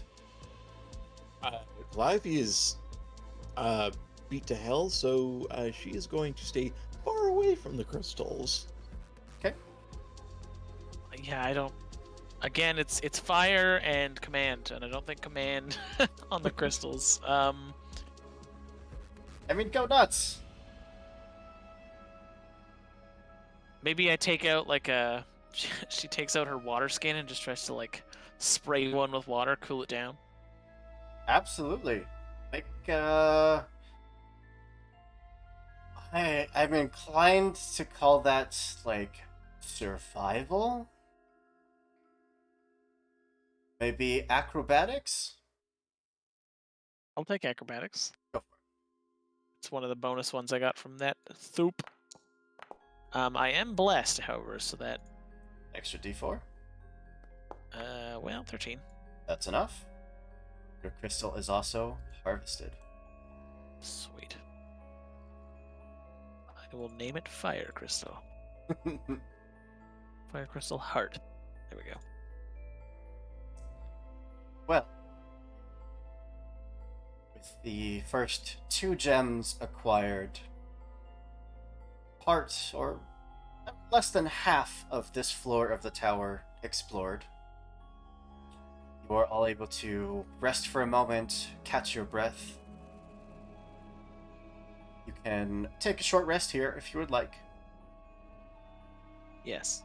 Those of you that Yes. are missing spell slots can either add 2 of your first level Oh. spell slots back, or a single second level spell slot. Okay. We're in a magical tower after all. That's fair. And as the 3 of you take your short rest, gather your strength, do what you gotta do to patch up your wounds to not be quite so on the verge of death, we are going to take a short break there. Going to be gone for just a few minutes. We'll be right back. Don't go anywhere. We have more of whatever the heck this is to come. So see you soon. All right.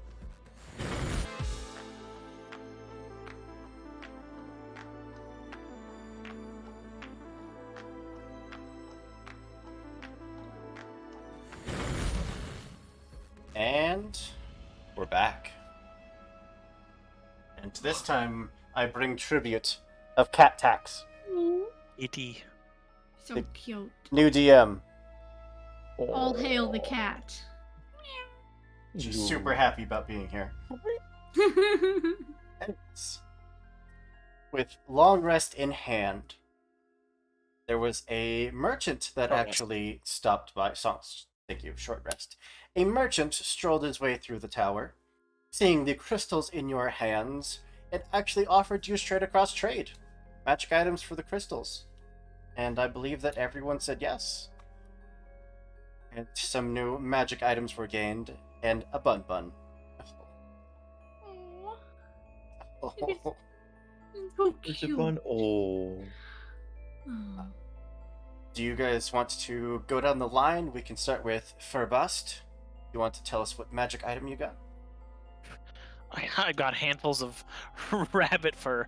I have an Etherean torch, which allows me to see into the ethereal plane, but more importantly, I can breathe more fire.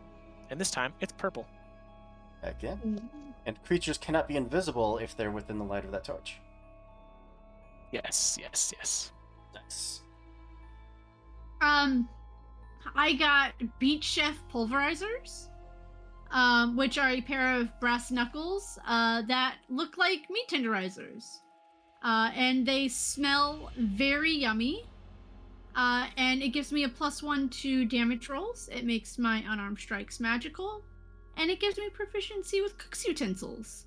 So that pantry that we just raided, perfect timing.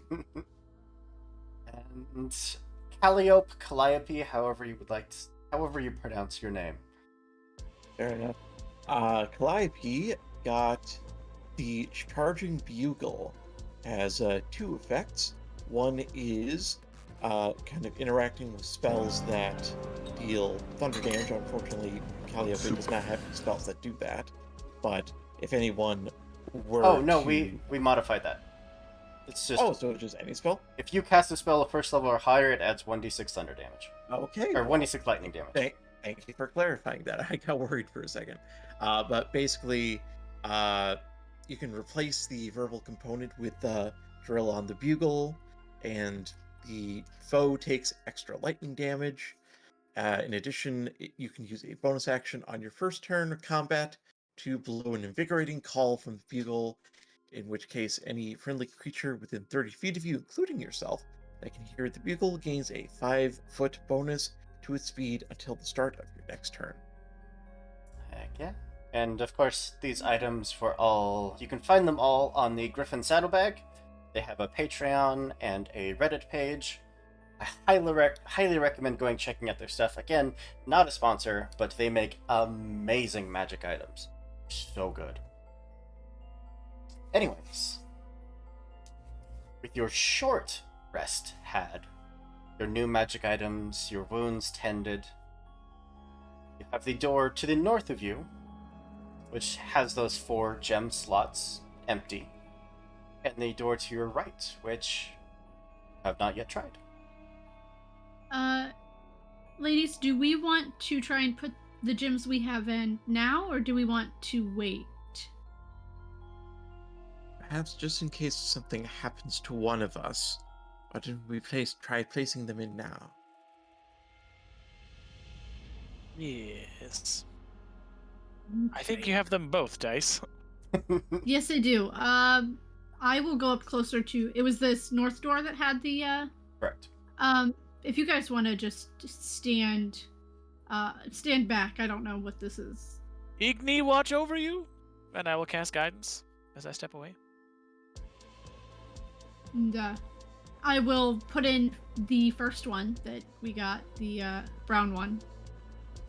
Part of the door will turn gravelly and stone moss covered. Otherwise, And remain still. then I would. Does it look like it's really like intact and like in place, or is it easily to remove? Okay. And then I'll do the same thing with the fire one. Another quarter of the door immediately looks charred and ashen, and there's just small flecks of flame that come floating off of it. They look pretty nice and in there. Goodness. Let's procure the rest.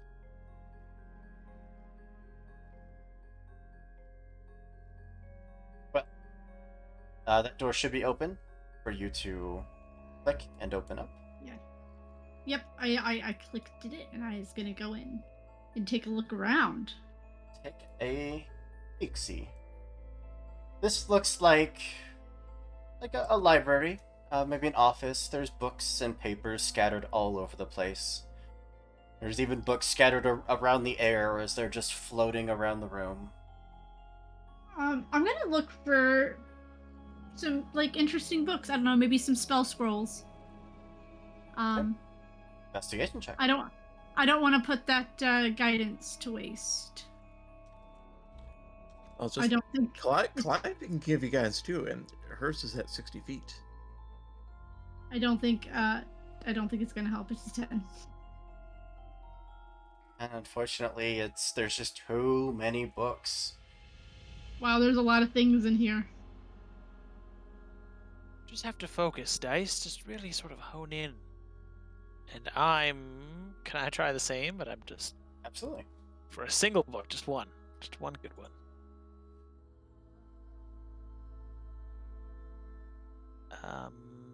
Because of the soup, I have investigation. Hey. Soup. Good soup. Good soup. A book that talks all about the usage of different aspects of beasts to bolster one's own abilities. It goes into fairly graphic detail of the experimentation required to gain said knowledge, but we gloss, that's the word I'm looking for, we gloss over that to keep our rating. And you have a scroll of enhance ability. Oh shit! Cool. You know what? Dice, you rolled a 10. I'll still go for it.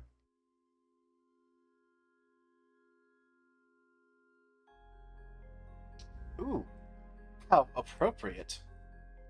You find a book all about survival, about the various planar travels that they've had to endure, how one specific plane is nothing but water, and how they had to work so hard to survive in such an atmosphere. And you have a scroll of water breathing. Oh. You know, I wonder, do you think they have, after, like, looking through the book, do you think they have, fighting pits in this, this water plane?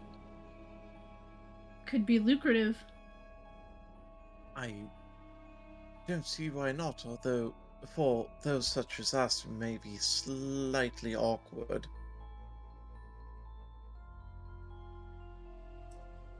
I mean, like, I might be slightly awkward to fight at the bottom of the sea for those of us who, don't have fins.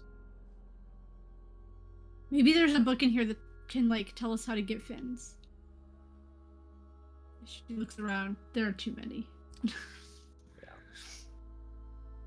Would you also like to inspect the room? Sure, why not? Go for it. Investigation. Natural 20. I can feel it. Here we go. Natural 20. It's almost a 17. Not quite. It's fine. You would still find a scroll. Maybe not as useful here, but a scroll of Find Steed. Well, at least we'll have a ride. Taste the golems, eat your horses. Yes. Could you imagine, Furbast, if we hadn't killed that fire elemental? Could have made it our steed? Don't remind me. If only. Well, A creature after my own flaming soul. from this room, you have, again, a doorway down or a doorway up. Furbast in her lamentations bumps into the northern door. Okay, well. Pretend the door is a fainting couch and you simply fall into it.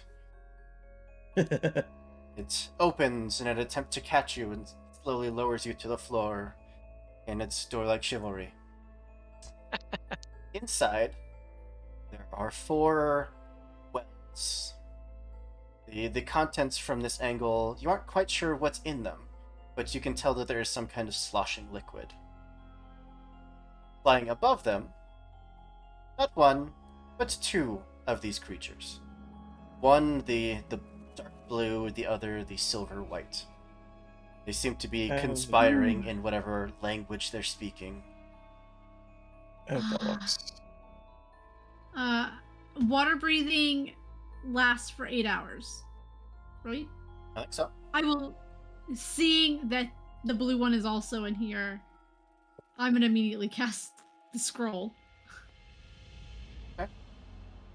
Oh, Well. this way we won't drown. As they see the 3 of you standing there, some of you starting to enter, they will both start to dart towards this door here to the left. If any of you would like to make an immediate reaction, that would be your opportunity. Which door are they going to? Oh, there's only one. Right there. Would I be able to move and use my reach to get both of those stones? Probably try to get one of them.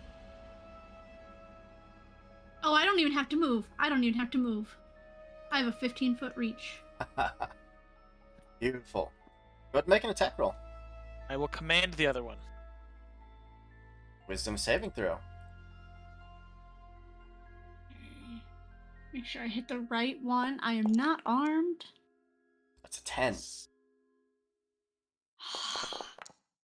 Let me take a look. I think one of the options specifically states I think it's drop. Yep.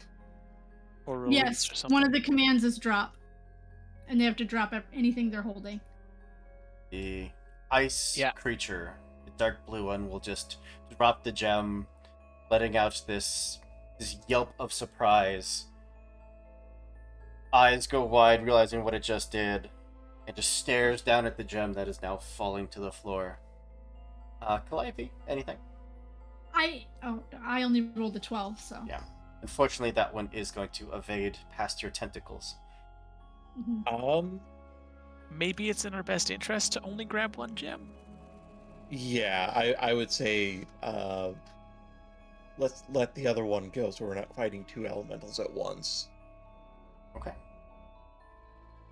The one that you had commanded to drop the gem still floats there in the room. The other one disappears through the door.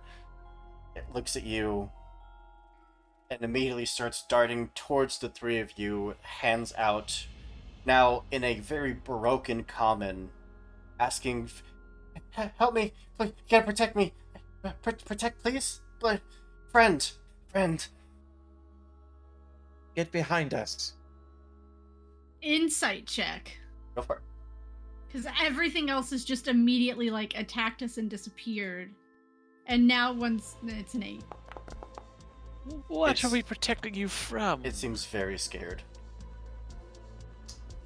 From the other end of the room, you see a very similar crystalline eyeball that watches the gem fall towards the floor, but stops just about an inch from actually landing and possibly shattering. Floats back up a couple inches, and from behind you, Furbast, it just points towards the eye. That... And the gem will pulse with life. The door behind you, once again, shutting closed. And the room starting to fill with water. Some of that water actively taking form. Almost shark-like movements start making its way towards you.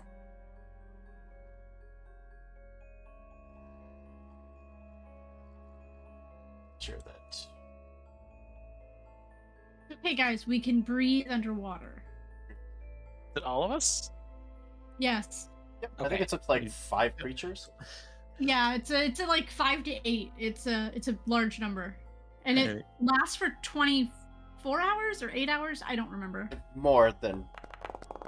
Well, technically it lasts forever because time doesn't matter here.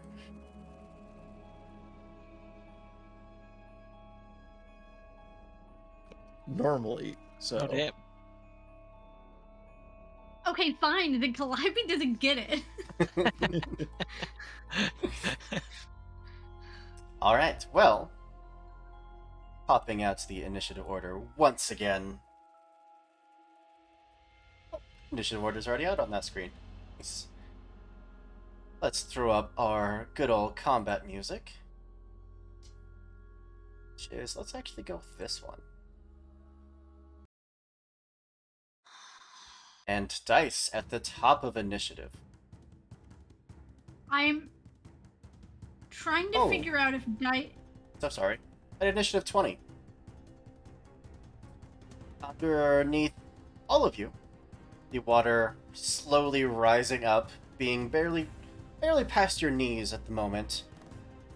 It starts to crystallize, starts to harden, and is trying its best to freeze you in place.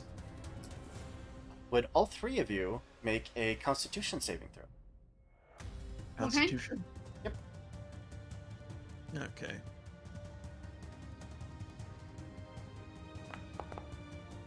Yeah. About 20.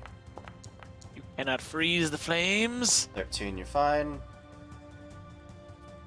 I don't think it's gonna work so well. Calliope, because Furbast got a natural 20, I would say that you were able to roll again, as Furbast is so good that she's able to just reach out and help you.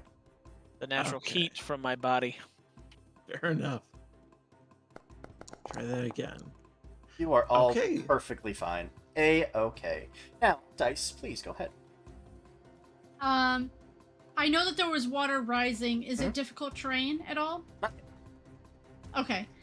I'm trying to decide if Dice is smart enough if the dragon was afraid of the elemental or the actual eye. Seem to be pointing towards the eye. Okay.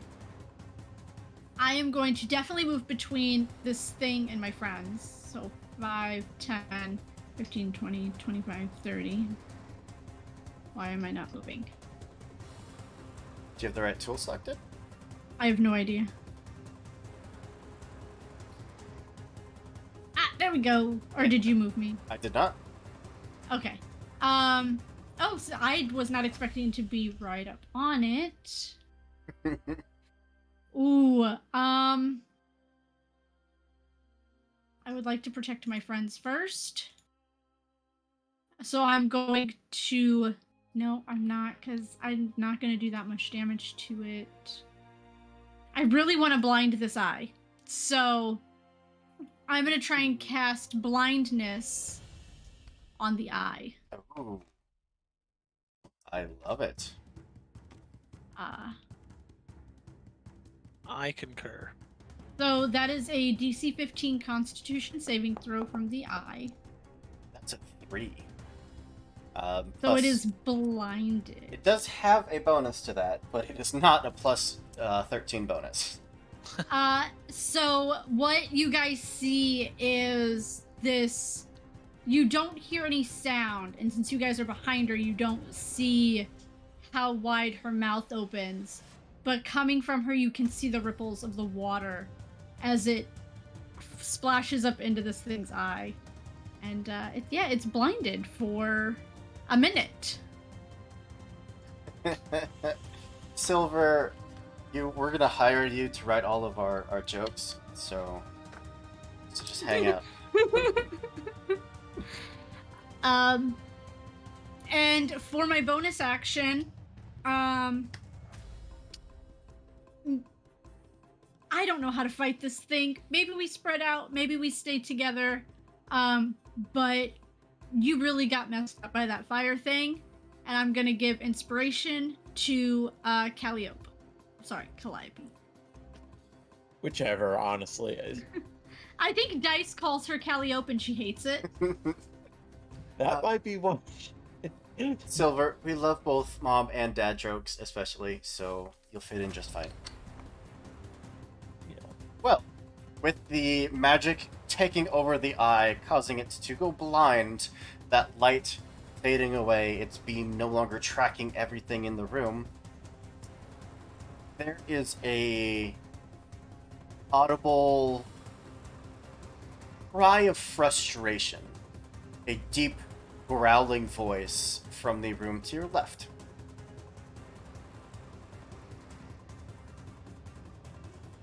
Suspicious. And We we'll might be being watched. jump down to the water elemental, Oh boy. who wants absolutely nothing to do with you. Why? Why though? You get attack of opportunity. Oh, hi. Hit it. Punch. Hit it. Oh, it was almost a natural 20. But it's a 22, That hits. which means it's 7 plus 6.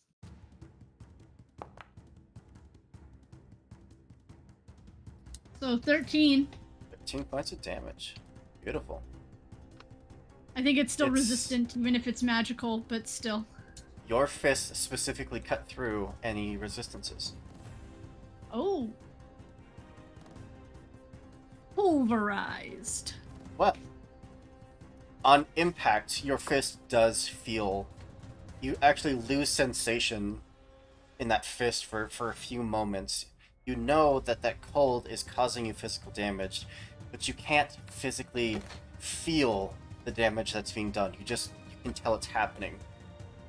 So for this fight, I am keeping track of damage done to you. You have absolutely no idea how much damage you've taken.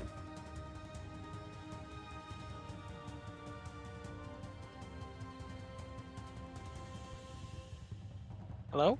Yes. Yeah, you We have- You Oh. cut out. I'm sorry. We have Um, absolutely no. You have no idea how much damage you've taken. The cold is so numbing that you know you've taken damage. How much? Awesome. That's terrifying. Love it. I guess just weird point of order. Ellie is actually, because of her ring of warmth, she is resistant to cold damage. Perfect. Since you're keeping track of it. I will actually leave that up to you then. If you feel like that would be enough, then I can actually give you your damage, or I can also just have it and keep track of it myself. Why don't you keep track of it? Keep it fair. Keep it spicy. Yeah, exactly. Well, it is going to take 2 attacks. Not into Furbast, not into Calliope, but into the ice creature. No. Of course, the one I didn't give inspiration to. That's a hit. Wait, who's it attacking? The ice Creature. creature. Oh, okay. First attack. First damage. Second damage. Yep. The ice creature takes both hits and is now... Oh, you couldn't see it. That might be why it was confusing. But it is behind Furbast, and it is now dying. Do I have a token for dying? I have a skull. Good enough. Is that the one Plus that dead. We just saw plus dead. Sorry. the ice one is the one that dropped the gem? Yes. Yes. Okay. Do I have a token for dying? I have one for cursed. Good enough. Yep. Lightly. Okay, well, you know what? This creature, so far as Calliope is aware, sincerely asked for help. She's going to oblige. As a bonus action, she's going to cast Healing Word on the Mephit, or whatever it is. Well, fine. Spell Healing. That is 1d4 plus 1d6 because Bard focus. 7. It screams out in pain as it is again brought to consciousness and starts just backing into the wall away from this creature. Internet, why? There we go. Okay. It is screaming and backing away from this creature. Okay, lovely. Then, as an action, she is going to use the cantrip Vicious Mockery. She, again, the light in her candle kind of flickers. The shadows gather a little bit more closely. She says to the thing, "The skies darken, as does your fate." So, wisdom saving throw, please. Okay. Guessing a 3. That's a 15. Oh, you can't see that. That passes. Does not seem to even notice the two of you are standing there. Fair enough. She will. You know, she's gonna stay right where she is. She doesn't want to leave these two on their lonesome. Okay.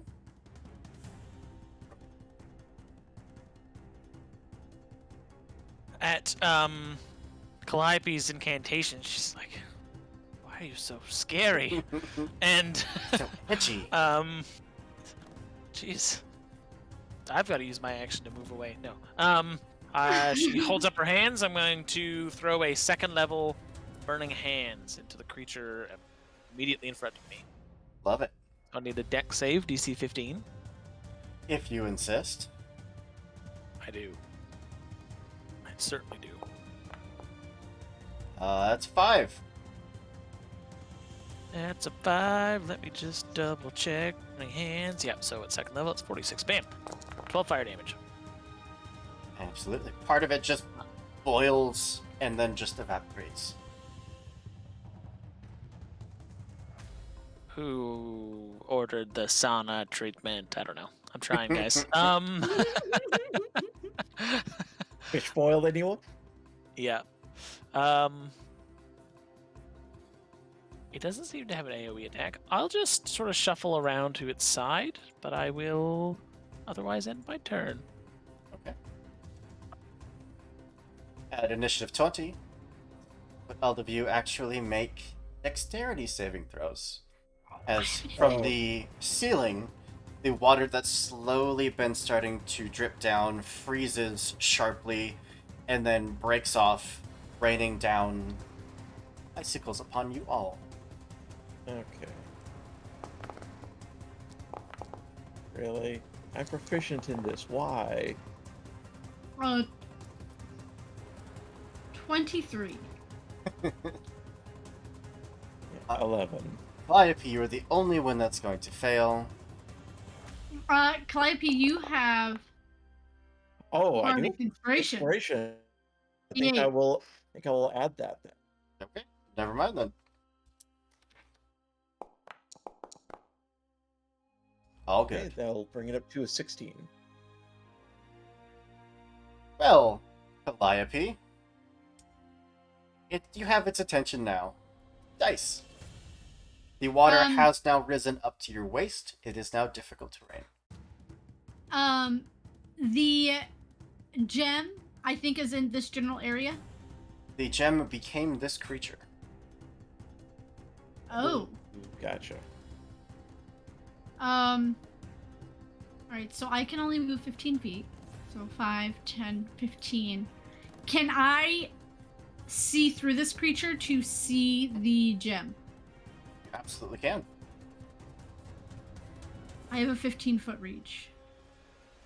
I want to reach into the creature and pull out the gem. Make an athletics check. I'm gonna contest it. Good. A 28.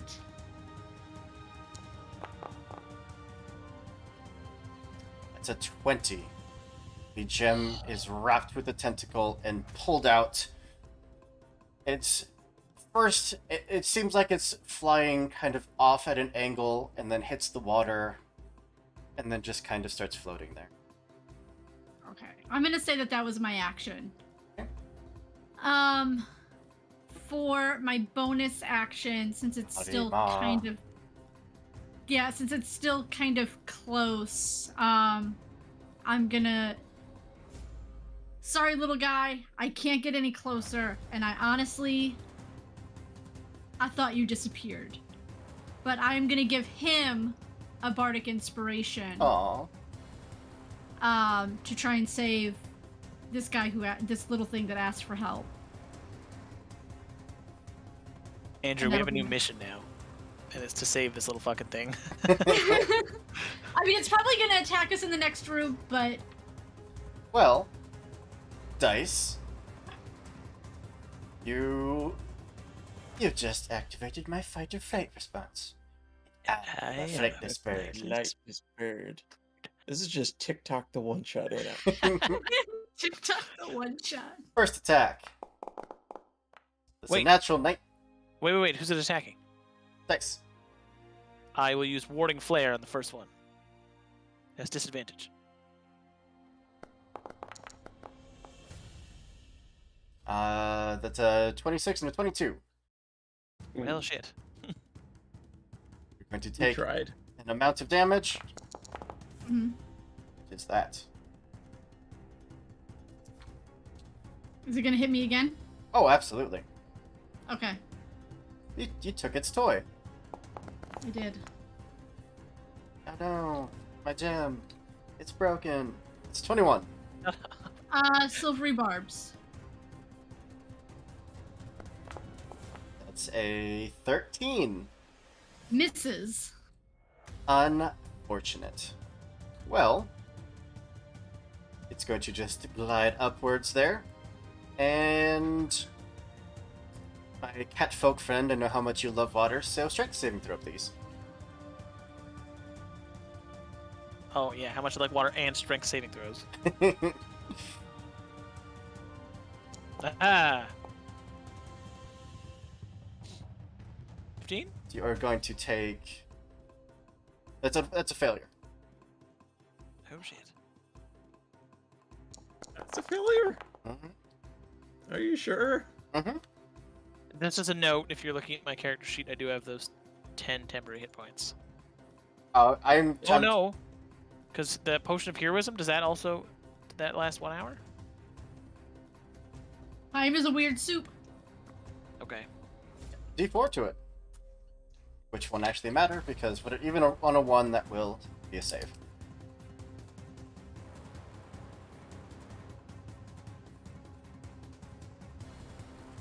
Okay. Bless then- should give you a D4 onto That's right, yes. attacks and saving throws.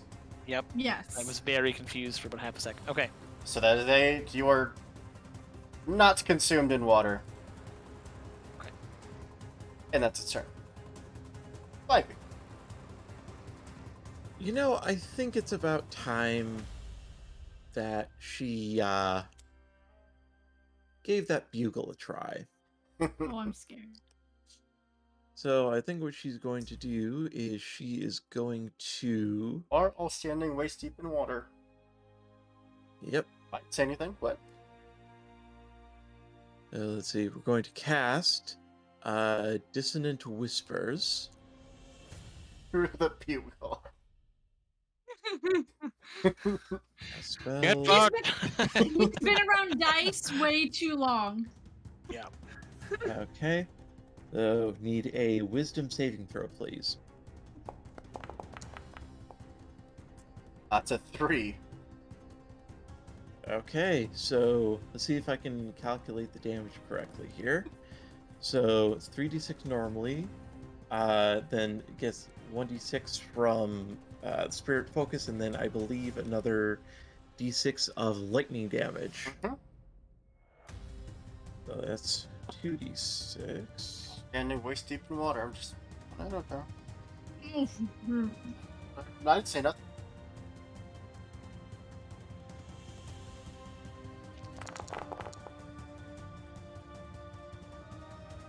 So 16 points of damage. I'll take that last die as the lightning damage, which is a 1. Okay. So you all take 1 point of lightning damage. The room is filled with electrical current. At least that we know of. Okay. Well, hold on. Don't you record that? Do I write Oh. that down? Thank you. Sorry, you take an indiscriminate amount of lightning damage. Oh no!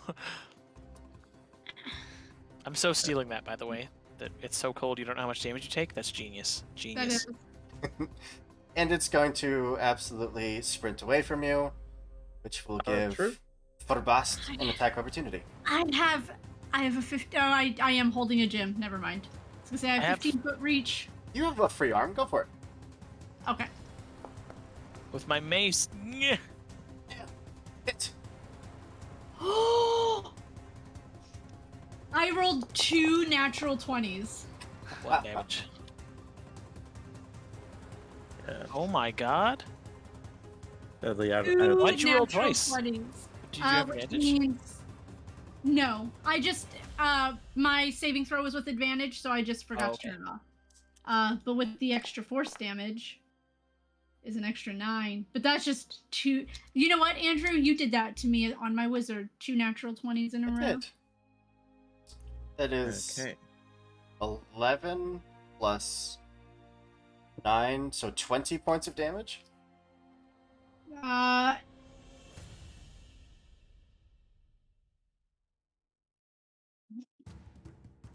Andrew, I dealt 1. What? Got it. All right. So that was her action. For her bonus action, let's determine a tail. That was 25 points of damage. Section, determine a tail. Thankfully, you don't have to do this on the same turn. 6. Hey, that's a 6. 6. I'm so happy you're getting different ones too. Yeah, So- I'm glad too. 6. Okay. That would be Tale of the Traveler. Target gains temporary hit points equal to a roll of your Bardic Inspiration die plus your Bard level. While it has those temporary hit points, the target's walking speed increased by 10 feet, and it gains a +1 bonus to its AC. We will bank that for next round. And the verbal component is that you have to ask if they've heard of the Traveler. Because he's like Traveler. he is like super cool and everything. Technically. So cool with you guys. You just have to have Technically, pigs everywhere. not a god, but Yes. anyways, don't sue us critical role. Is that your turn? That is her turn. Forbast. Okay. Fantastically, it's moved away and no one is near it. And she just keeps rolling with the magical punches. So she had like launched a cone of fire, but she brings her hands back in, and all the fire that she released comes back to her, and compresses into a small bead, which she flicks towards it and casts fireball at it. Yes. Or more accurately, behind it, so that I don't fucking nuke my teammates. Okay. But just as a note, I would like to place it in such a way that it hits the eye. I was just gonna ask that. I bet you were. Dexterity saving Um, throw. Dex saves, yes.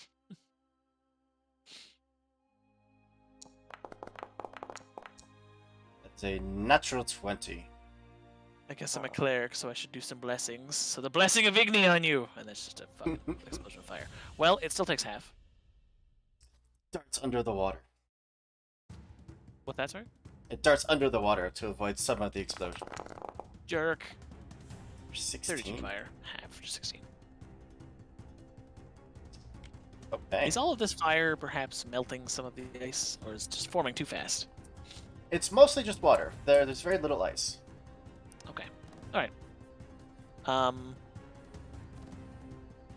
But Oh. there's a distant shattering sound as the eye behind it has no means of dodging, just takes the full brunt of the explosion. And there are now just shards of crystal eye floating in the water. I think that was a good idea. I take 5 steps to the right, 5 feet, and that's my turn. Slide to the right. Slide to 2 the- pops this Step time. to the- Well, top of the round, the water is going to rise to the point where you are all now swimming. Okay. And Dice, you are up. Would it be a free action, or would it take one of my bonus or actions to actually bring the gem to me? Oh, you Okay. I am swimming. Just keep swimming. Just keep swimming. 5. If you couldn't tell, we play RAH here, which is rules as Hooper. I've got enough movement to kind of get between this elemental and Furbast. Absolutely. And I just want to double check one other thing. Yeah. And I'm gonna punch it again, 2 times. Yeah. Hey, remember what just happened? It's not gonna happen this time because, oh, well, that's 16. I am just checking something real quick.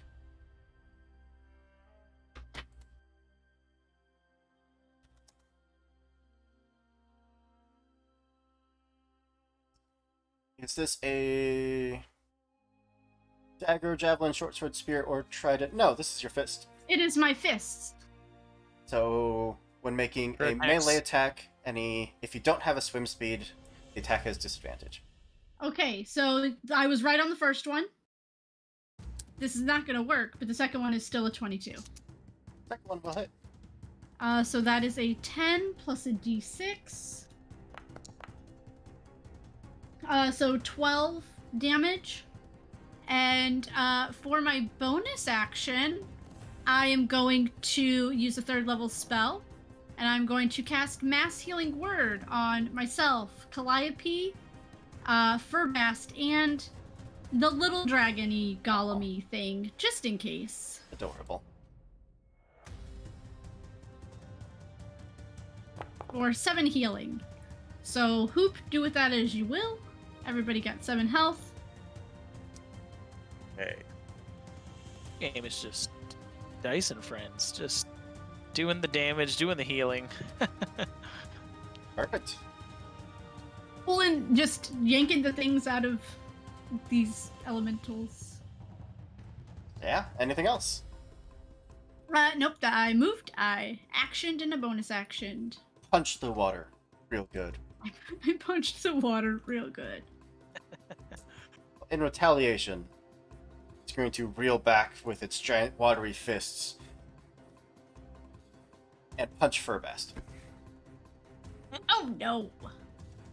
You jerk.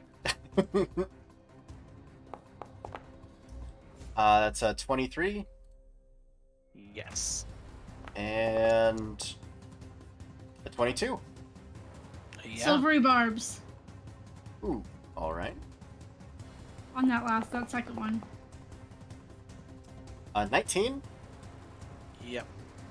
Oh, you know what? I keep forgetting silvery barbs. I can give somebody advantage, and I kept forgetting that. So I'm gonna give advantage to. Who needs advantage? What do you mean? On Um, what?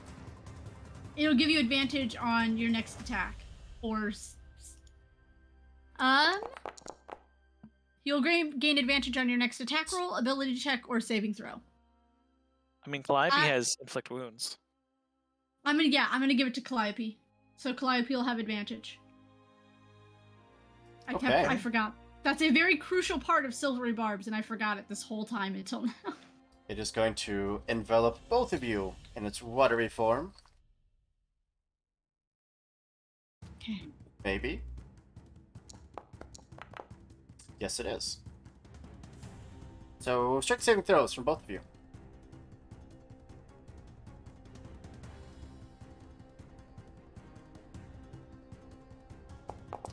Right in 1d4. Oh, it rolls it. Look at that. Cool.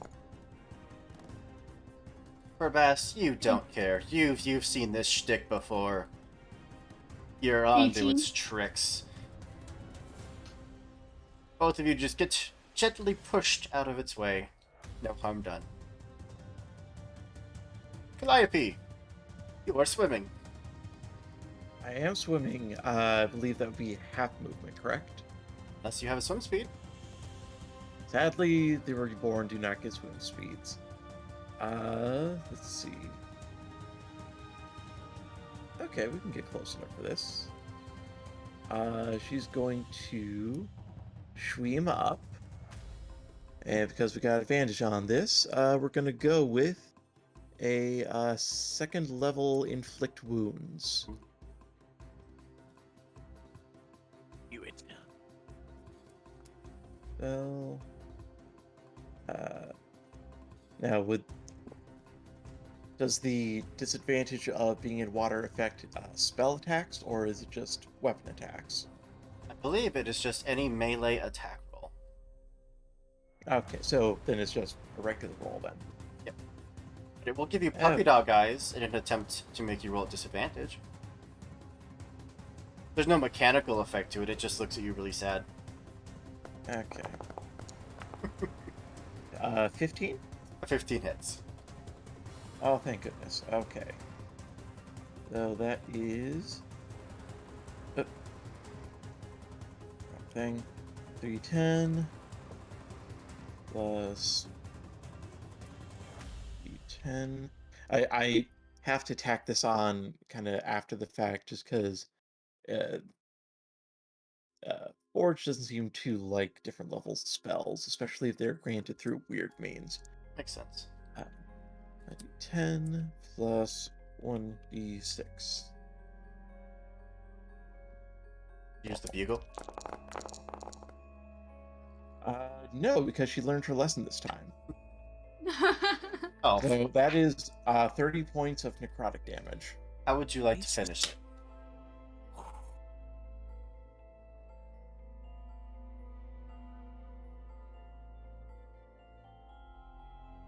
Literally, it's almost like seeing an oil slick as she plunges her hand in this thing. You see these fractal tendrils of dark energy swirling through its body as it just starts to destabilize its form, just losing its mass before it just... That collapse of that creature, the room will also start to drain ever so slowly. Is the entity that was holding the gem still in the room with us? Or has it Yes, disappeared? yes it is. No, it's there. I'd like to go up to him if I click the right thing. Hey, you! Hi. I get like right. What's your name? Don't. It just shakes its head like it has no idea what you're talking about. We will call you Crystal. Okay, Crystal. Crystal. why do these things, and she points where the elemental just disappeared, do they destroy you guys when you lose these things? Keepers. If break free, will kill. What? There's one left, and we really need it. We protected you, right? If we can protect the other, they can give us the crystal, and we will protect it. They're probably eaten. Eaton? Nom nom. Yeah, I by what? Just points to the room to your left. I hate that. Whatever that Is- means. Hate it. admit that I dislike that as well. Do you? Whoa. Weave the tail. Holy wow, with a rate of 21. Oh, hey guys. Hi. Hi. We're playing our own homebrew 5e one-shot of The Longest Day. We're invading a wizard's tower. Visiting friendlily, I would say. No. No Yeah. one believes that. Thanks for coming. Is We love ya. we d- love all you guys. Yeah. Ian, Hello. hi. Is there a safe place that you can go so Yes. you are not nom-nommed? Yes. We'll just start flying What? towards the gem that you're holding. How big is this entity? It's a small creature. I will make a deal with you. Deal.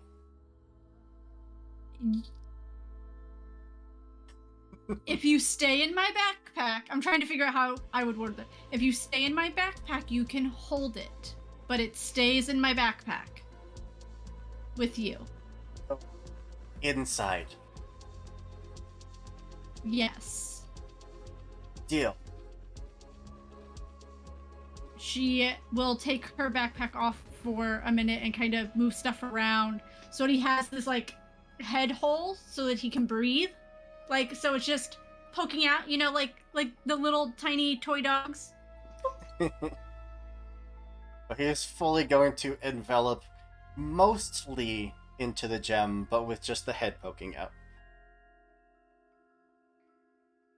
Hey, And you I'll would- turn to the other two ladies. Luckily, I really don't have anything in there. Well, that's good. You don't have any, containers of water because that will expand. Now that you are I mean, I have all a more warmed up, Dice, you took 14 points of damage in the end. Burbast, 25 points of damage. Calliope, nothing. Good. Okay. Little one, Crystal, you wouldn't have to have any points on fighting the thing we're about to encounter, would you? Any weaknesses? Any blind spots, as it were? Nice. No weakness, just death. Just eat. So, what I'm hearing is kill it as quickly as possible without succumbing ourselves. Kinda nice when not hungry, but eats often. Fair enough. the one that got away was blue, right? It was the No, this silvery one gray. was blue. Oh, sorry. Should have named you Sapphire. My bad. Concussions. Does anyone know what a concussion smells like? Toast? No, that's a stroke. Concussion smells like blood. It smells like amnesia. Okay. I'm gonna chug greater healing potion because I am hurt. Good plan. Herbast, do you require any healing? During that little chat I rolled it, I did use a cure wounds on myself. Then I'm all right, dear. How about yourself? Anybody? I do have some magic. Hold on. I have 16. Let's see where that puts me. I'm at 34 of 39 with that healing potion. Damn. 31 of 39. It's just joining us. You missed our, I mean, our good yeah, soup. 30. We found some magic soup. Best. Mwah. Yes, this is the TikTok one shot. We've come to understand this as we've played.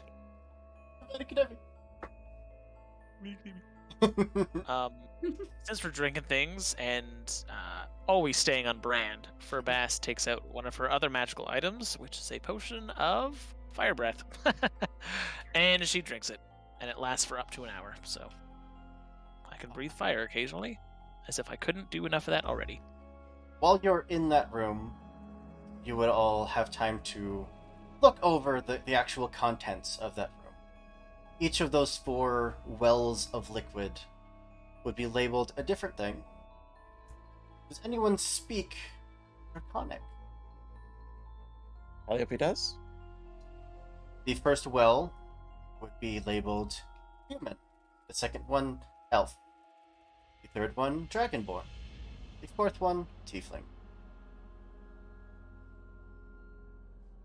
I will relay this to my companions.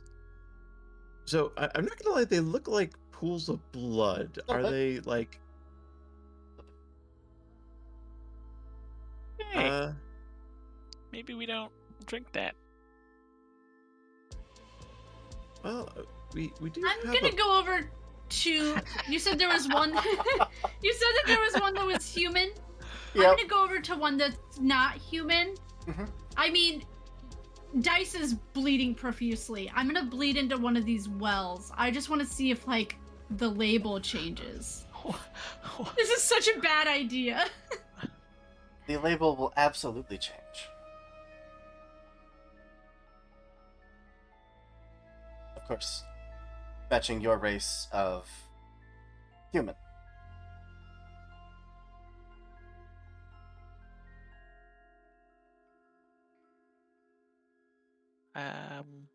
Okay. So now there are 2 that say human. I guess Well, good there job. have been quite a few people who've made it this far. I mean, I think I would be surprised if there was an empty one. I have the feeling. Oh, sweet innocent dice. Yes, these pools represent successful adventurers who have reached this point. Come now. Step away from the blood pools. I mean, I mean, it's just falling on the ground. you have identify. I do have identify, and I should use that. And I will use that. But we will count it as a ritual, since time is a weird soup.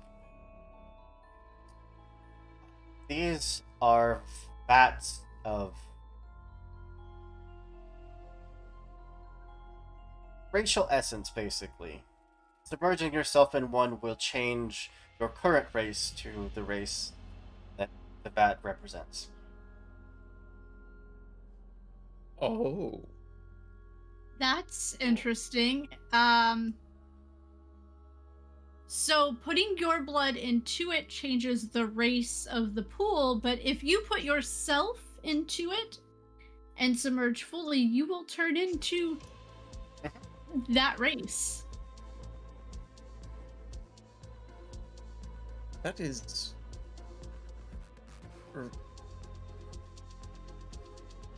Do you lose your the abilities that you already have if they are race specific? I would entirely leave that up to you as the player.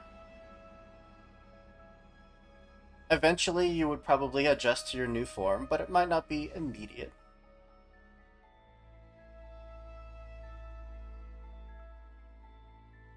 Anybody thought of being something else? No, I don't understand how most of you can go about your lives without this fur. Isn't it so cold? Quite frankly, I don't know how much of an effect this would have on someone who is not quite all there in the living sphere. Do you want to find out? I have penance yet to pay for the act that made me this way. I would rather carry it out as I am. You know what we could do is I could just put blood in all of these and nobody will want to use them.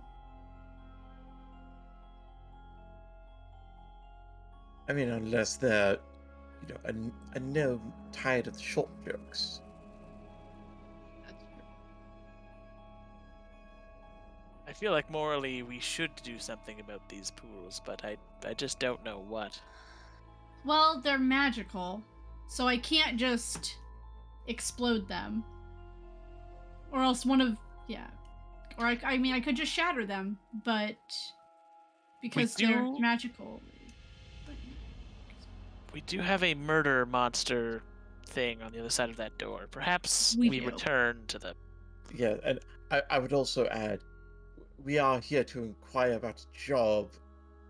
Hell of an interview, but as we speak with whoever's in charge to maybe remove the ominous magical blood pools, maybe put in a nice jacuzzi. Or a sauna. Like a fruit bar, exactly. Anything else? I mean, they have a nice kitchen. Exactly, a health and wellness spa. Oh, I love that idea. let's just retire and start one of those. Anyway, the murder monster. You do have a third gem. The fourth gem, however, is out of your reach. It went behind this door, right? It did. There's no visible means of opening said door.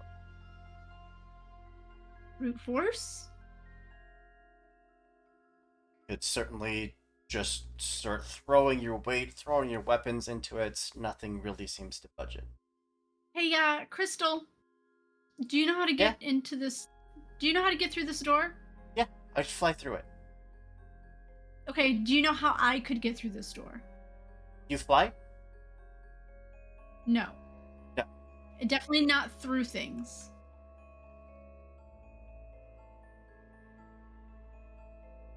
Push you? Hmm. You could push me. Yeah.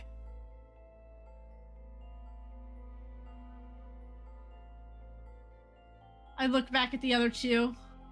Other one. Furbass has gone to the southern door and opened it. Oh. Oh. There was this. Wait, what door? What door did you? Oh, wait, what door did you go to open? Oh, okay. Sorry, I didn't see that door. Hey, I was about to pound through a door. Hey, what's going on? I don't know, but perhaps this has a clue? It's A key? a study. Bed, desk, lots of books, lots of notes. Holy wow. TPK roleplay with another raid. Bejeebus. You are Guys. amazing. Thank you. Hi. Thank you all. We're playing D&D 5th edition. We're playing a homebrew adventure Phew. called The Longest Day. Phew. We're invading a wizard tower. We have a pet. Okay, I don't know, Gollum. A pet elemental-ish. We found a pot of very good soup. Good soup. Yes, Good soup. good soup. Also found that the incantation to inflict wounds is Medicadavi. Add that revive check. 5 check. Yes, check. yes. Thanks for coming. Thanks for hanging out. For that, you all know- get a nice. Right. You know, I'm usually really good at looking around, but there's just something about this mage tower that I just have not had any good luck with. I'm on it. And I start to ransack the room. Start to ramshackle Stuck the between room. ransack? Yeah, I was stuck between ransack and ramshackle. Thank you. I think Calliope will do so as well. Go for Hey, you know what? Let's just all do it. Okay. it. And I go have team. FOMO. 10. 8. 19. You were just saying you. I know, right? Because every time we've been in a room and it's like, hey, dice, look around. 10. You would absolutely find a set of journals, one of them open, currently scribed upon, detailing the process of the enchantments that went into each of these barricades. The door that requires each school of magic, the door that requires the 4 elemental gems, as well as its 4 guardians, and behind that, the power source to a good portion of the tower. The power source is under a lot of magical protections from both outside forces trying to free it and it trying to free itself.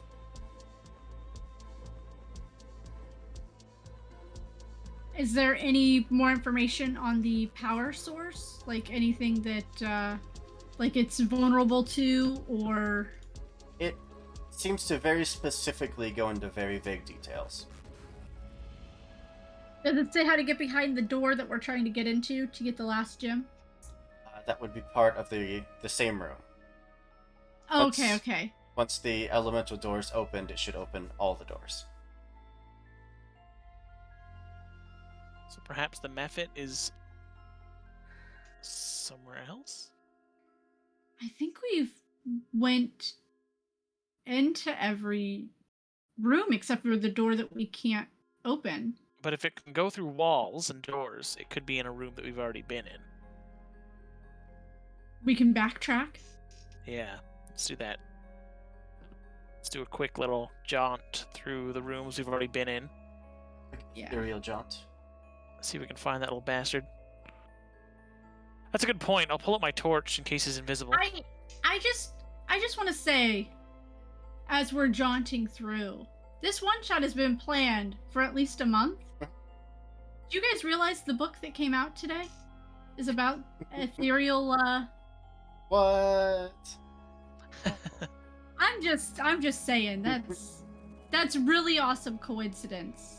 But I also want to put out there that this was planned a month ago.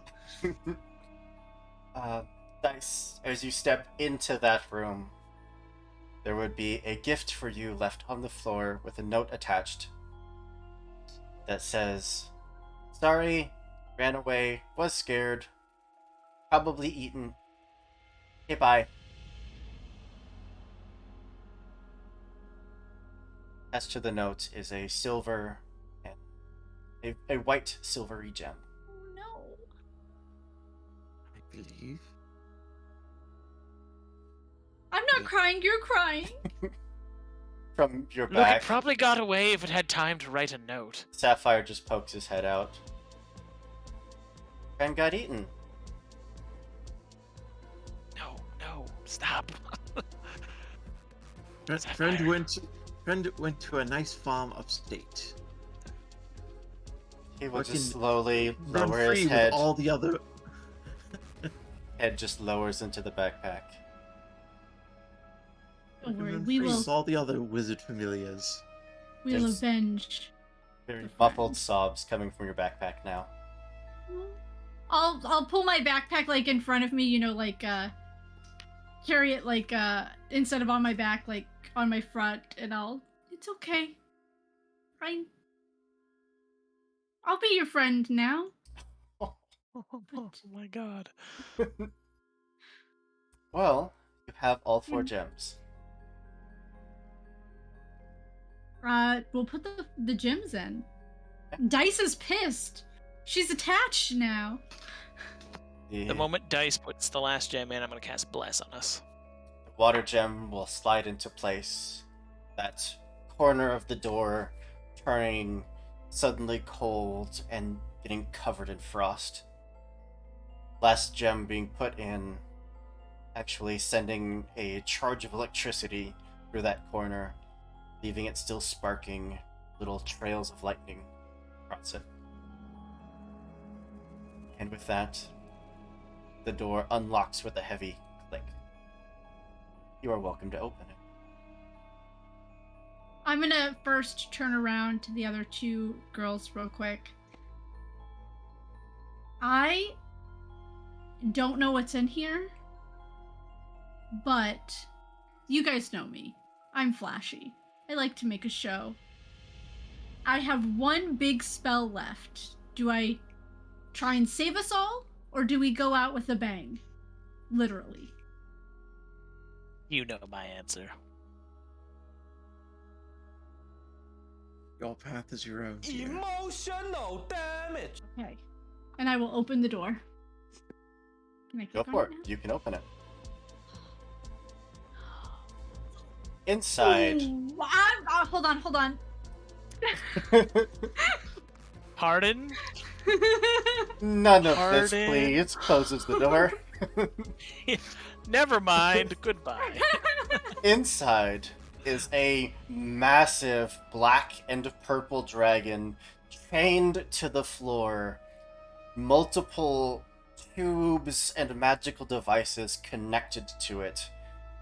Its wings fully just pinned down to its back. Don't go in yet, guys. I can't save you if you go in before I do. Its head just turns up towards the three of you, just looking with pure disdain. I know this isn't gonna work, but the what looks like makeup around my eyes kind of knit together, and I'm gonna use my eyes of charming. I know it's charm person, but she's gonna do it anyways because. Are you the thing that ate Crystal? Is that a wisdom saving throw? I actually don't have charm person. Wisdom, yeah. Okay. It's a DC 13 because it's just a magic item. Yeah.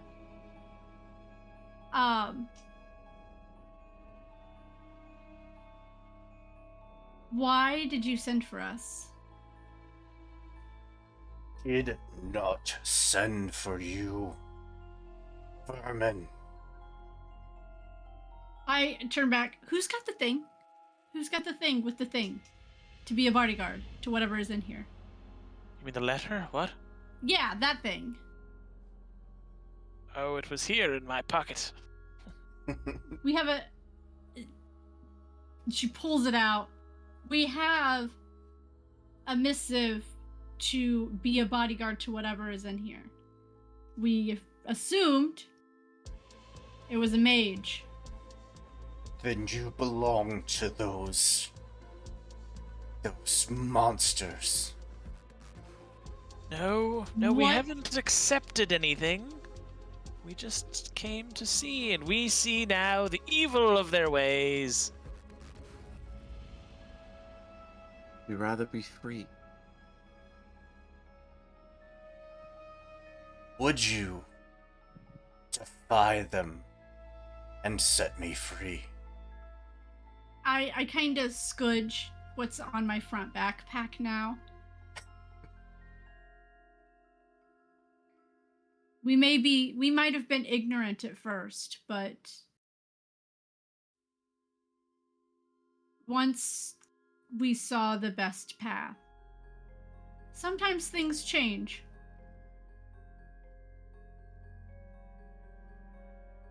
We may be adventurers for hire, but I like to think we still have a conscience. And no reward is worth enslaving the will of another.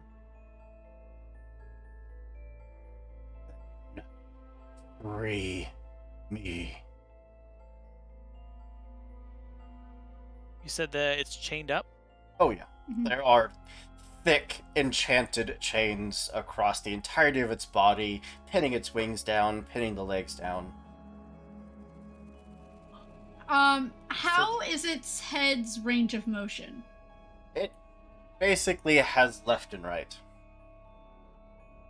I want to try and get close to it, but like out of the range of if it wants to turn its head fully on me. Okay. So like kind of like between its head and its front haunches. Easy enough.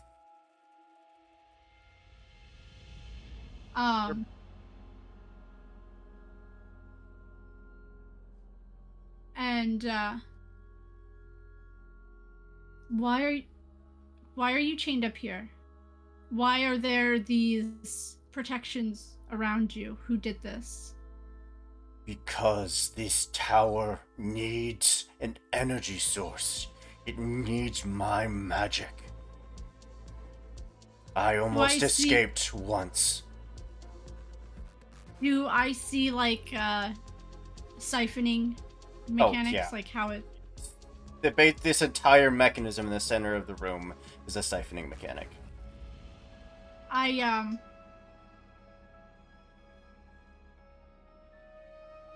kind of mutter. Go ahead.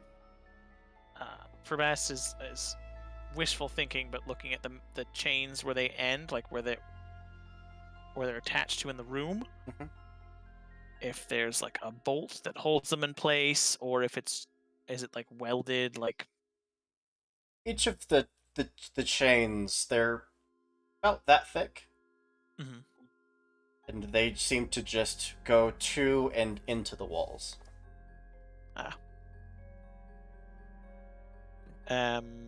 She can't see a mechanism or of any kind, like a lever, buttons, anything. Make an investigation check. I will as well. I don't think at this point Dice has yet. 10. Okay, 17. What is your name? It does its best to glare at you from the blind spot. Names have power. What is yours? What? Dice. Make a diplomacy check. What is that? Persuasion? Diplomacy? Wow. Pathfinder on the brain. Yes, persuasion. For Bast and Calliope, you do see at the top of those stairs on either side there are various levers and arcane mechanisms. Only an 11. You think that we could work out how to release this thing? Oh wait, I have bless. I do? don't think it matters. You do? Well, you never know. Oh yeah, shit. We also had bless. 14. But yeah. be quiet for just a moment. Neatharius. The Nocturnal. Where are you from? Are you from this realm? Are you from a different plane? No. The Plane of Shadows. Can Would you I like make to- some sort of knowledge check on that name? Go for it. I have both religion and arcana. I would take either one.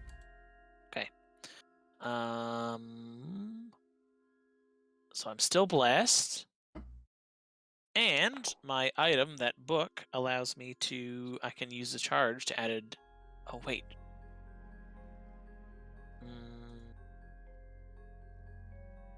No, it's only history or religion. Okay. But I'm still blessed, so that's 19 plus my intelligence, which is 2, so 21. This is not a good being. This is definitely a being that's wrought death and destruction upon quite a few planar travelers. Will likely continue to do so. I will whisper that to Calliope.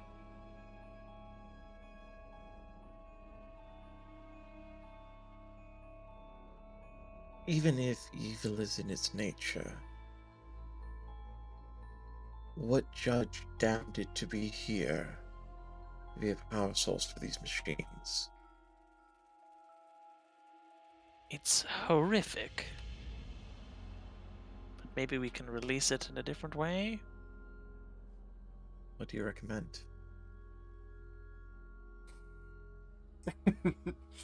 Makes the motion of just bopping it on the head.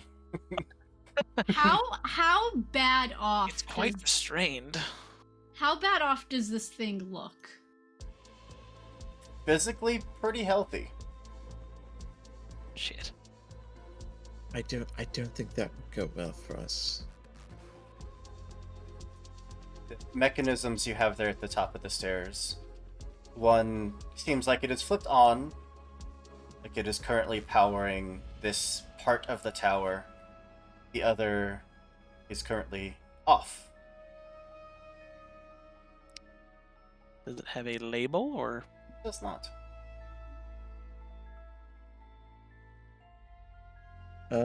Calliope's gonna go down and around towards the side of the dragon.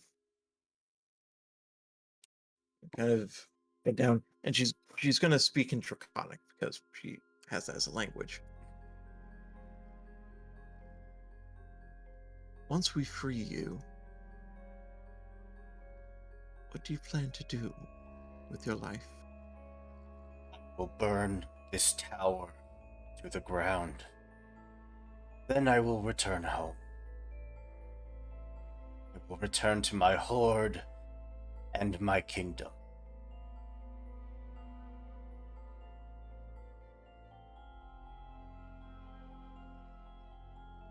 Just the tower?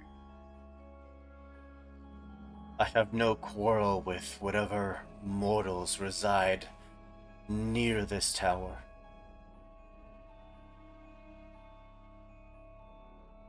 My own matron is the Raven Queen. I know of the Raven Queen. She too is a being of shadow, but a being of freedom as well. I genuinely hope that once this is over, you will reflect on your future and what someone of your abilities can do for the rest of eternity.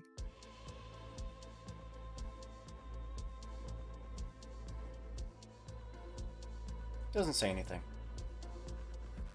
How, if he were to fly up, how much like give do the chains? Oh. Do they like keep him grounded? Yeah, he is firmly planted. How many are there?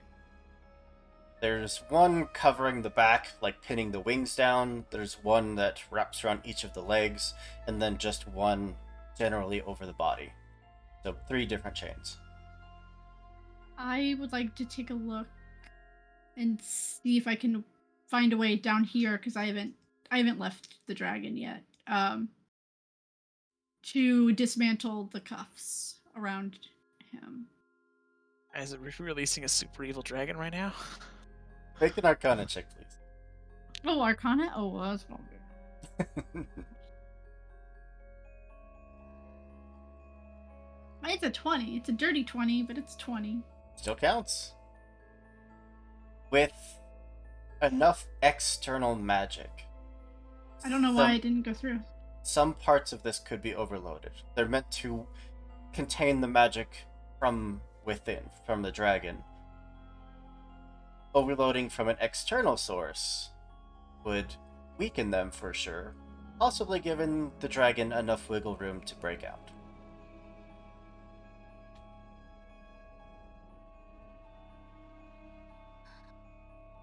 Alright. I'm gonna... Both of the girls are already back up by the controls, right? Calliope came back down to have a little conversation, but Okay. I still am. Dice is gonna put a hand on probably at this point one of the back haunches as she's like investigating these chains and stuff. If we can get out alive and you leave the town intact, I don't care what you do to this tower, and then go home. There might be a way to set you free. And she'll place a hand, like, glide it along, like, his back haunch as he heads up towards, Furbast.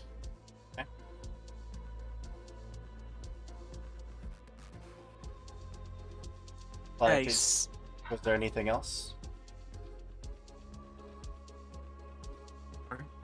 Was there anything else you wanted to discuss while you're down there having a conversation? No,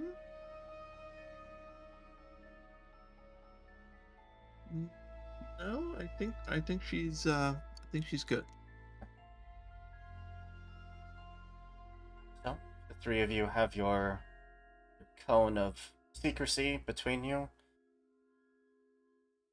If you would like to talk this out. Oh. Dice, this thing is not a kind creature. I've read about it. It hunts things and people and cats. Lovely cats that would eat them on a moment's notice. It ate Crystal. It ate them while it was free. Whatever punishment it may have earned, I don't think it was worth this. And also, I've been in Netharius? Was that his name? Did I say his name right? Netharius, yes. Natharlethotep. Not in the exact chain terms, but I've been in his position. My starting in the fighting pits was not by choice. And I'm not the lightest of people. I do dark things. I may not kill kittens, but I know that I think he'll go home. I think he will conduct his revenge and go back home. Alright, I just felt I would be remiss if I didn't at least make my point. And we value your input, Furbast. Thank you very much. We would be in the debt of a very powerful dragon. Oh, didn't even think about that.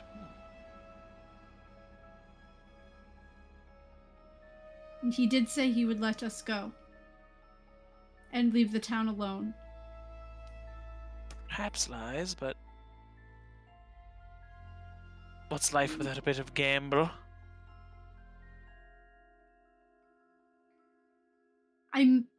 The chains are enchanted. I don't think we'd be able to pick them as they are, but if we can't find a way to safely release him, I might be able to just blast them off without hurting him. Well, I don't think it would hurt to maybe we just turn it all off. And I'm just gonna reach over and I flick the switch that. Oh, you know what? I'm up here. Let me make an investigation check. What are you looking for? An off switch. No, it's a 5. I have the off switch. It's right Yeah, here. there's certainly a switch right there under Furbast's hand. Well, you just to clarify, the switch I'm flicking is the one you said. The one that you said was on, that is powering this room. So I'm turning off the power. Off. Yeah. There is a soft hum that very slowly builds from this chamber, leaving your skin kind of tingly, your hair standing up on end. Then it as quickly dissipates. The sconces from around the room, from the various chambers you can see in here, would go out. Whatever magical sources you've seen, you hear books just collapse to the floor. Everything seems to be without magic. I They're cast just light on myself.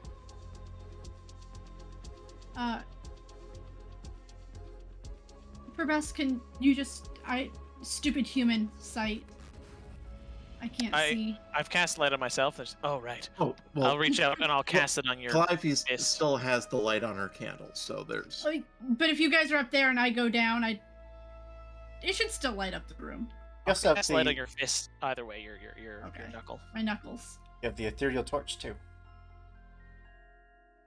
I had pulled it out when we were looking for the other one. It does give off light. Hold it up.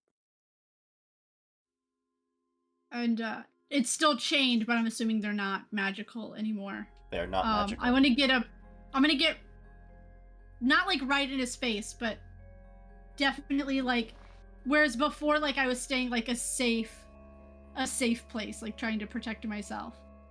And as she goes down and around, she kind of gestures to the other two to start like making their way to safety. And I'm gonna move myself so I look like I'm right in front of him with his big, weird purple tongue. Are we exiting the room, or are we just backing away? You're asking me or Dice or the Well, world? Dice didn't get to safety, so I'm wondering, does that just mean back up or We're asking vacate chat. the area? That is up to the player to decide. Chat, do they leave the room or do they all stay?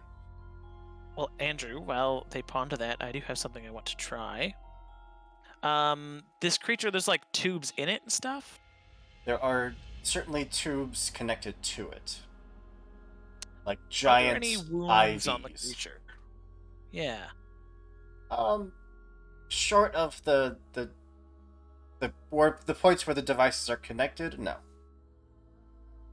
Okay. Then I want to stay in the room. Silver says stay in the room. Okay. I will go to the edge. But I pull out that. Well, I'll just wait. I'll just wait for now. I hold my hand out towards the dragon's snoot, or whatever it's got. Mhm. Skeletal, I don't know, droopy necroticness. We've turned the things off. Can you feel it? Yes. You said you would let us go and leave the town, destroy the tower, and go home. Were you telling us the truth? With every fiber of my being. This time she's gonna insight check, even though she's not good at it. Go for it.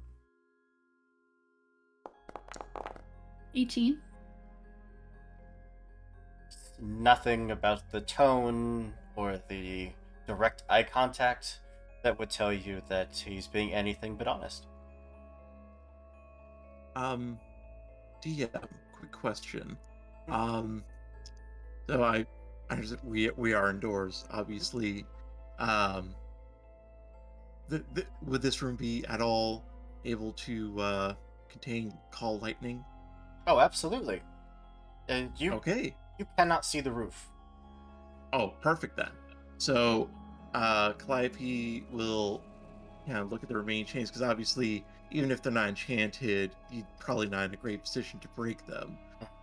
So she will just kind of look up at the sky, candles start to fluttering as if caught in a wind, and that enormous vault of sky suddenly starts to darken, And and then light with as that is happening, as Dice is like talking and she's got her hand out to the snoot, she's kind of got her hand out, like waiting for like the nose of agreement, like Daenerys with her dragons. He will give you the boop of agreement. and Calliope will call down lightning upon the chains that bind this dragon. So, One after the other, they impact, causing the metal to superheat. The dragon starts putting all of its force to stand up. At each point of superheated metal, it is just bending, screeching, and straining until one by one they will snap. Oh my gosh, you have the mount. Scroll. I do. You do. Once fully able to stand, the wings spread out, and he just stretches, bones cracking and popping as he does. Eventually looking back towards the three of you. I will keep my word. This tower will stand until you are safe. But the moment you leave, it is rubble. He will look towards your scroll, give a small huff. There's a purple flame that would build in the back of his throat that just kind of wisps towards it. Scroll of Find Mount is now Scroll of Find Dragon Mount. What the? Whoa. And he will lift off from the ground, wings finally able to beat after who knows how long. He will just slam into the wall up above again and again and again. How high? You said we can't see. Oh, We can't see the ceiling, but we can see. Can we see the walls? you can see the walls. It just I- extends far past you can see. I would like to cast a 3rd level shatter Ooh. on a 10-foot section of the wall so he can get out. Absolutely. With the spell impacting, causing the stone to weaken, and one final ram into it, that entire portion of the wall would give, and he would just go flying out the side of the tower. Those IV tubes. Can I get under them with my empty water skin? Try to collect some dragon juice. Absolutely. Yeah, do that. Here, you want another empty vial? Yes. I hand over one of my empty potion vials. Fantastic. Here, oh yeah, I've here, got I'll some give you too. here, I'll give you another one. I drink my last potion of healing to give her an extra. Just filling up on shadow dragon blood, man. As these two are trying to become half dragons, yeah, there is a mechanic for that in the books. Calliope will kind of not periodically. She'll kind of poke her head through each of the doors surrounding the chamber, and even if she doesn't see anything, she's going to start warning. If any remaining elementals are within these walls, I would advise you to run. He lets you know that once you're up here, that door at the very top is now open. There's no magic left to keep it closed. And staring in, you would see this room here. But the door is closed. The eye simply just watches you. This seems rather reminiscent. I don't for- see an eye, but For the stream, I should move you. What Calliope is seeing is the room that you all saw when you first entered. oh, okay. Because Calliope went. Yeah. I want to be the last one to leave. Just he gets out first. I have a few vials of dragon juice. I'll head south and try to exit.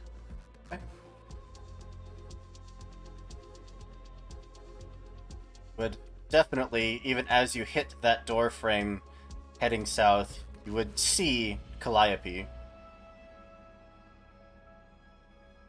What? What? How are you here? Looking back up, you would also see Calliope. I believe the phrase "wibbly wobbly timey wimey" may apply to this particular situation. Well, As, let's try to exit this door and see what happens. As I'm passing this eye, I look dead into it, and oh. Nope, we're up here now. As you would head south through that door, you would come Oh no. that door up top. Okay. As I got to that eye, Mhm. I look dead into it. This is what happens when you restrain people who don't, or beings that don't deserve it. And I will try and cast blindness on that eye. Ooh. Move you all back down. Back, I'll move Sorry. the stream so they can see that. But I would do that after the two have went through that door, so I'm the only one in here. Well, it just keeps looping us back around is the problem. Yeah. Yeah. Just thinking with portals. What if I back through the door? I don't know. That's another Mhm. 3.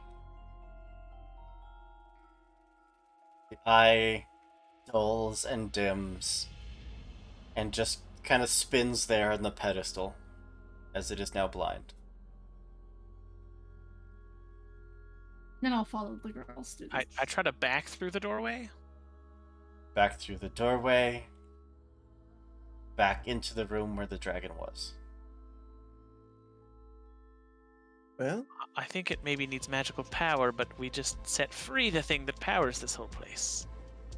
if I may put forward an idea, the creature did give Sapphire. us. The creature did give us a mount, a dragon mount spell. I look about 30 feet up in the air at the big ass hole I just made. Mhm.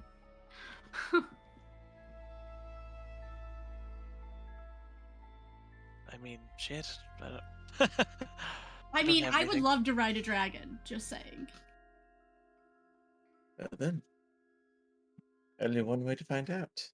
And once everyone is gathered in that central chamber, Calliope will cast Find Dragonsteed.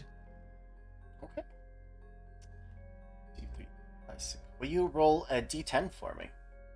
Oh, lovely. A D10. 3. 2. The scroll would shift to show a name. The name Fire Changer, the Elder of the Depths.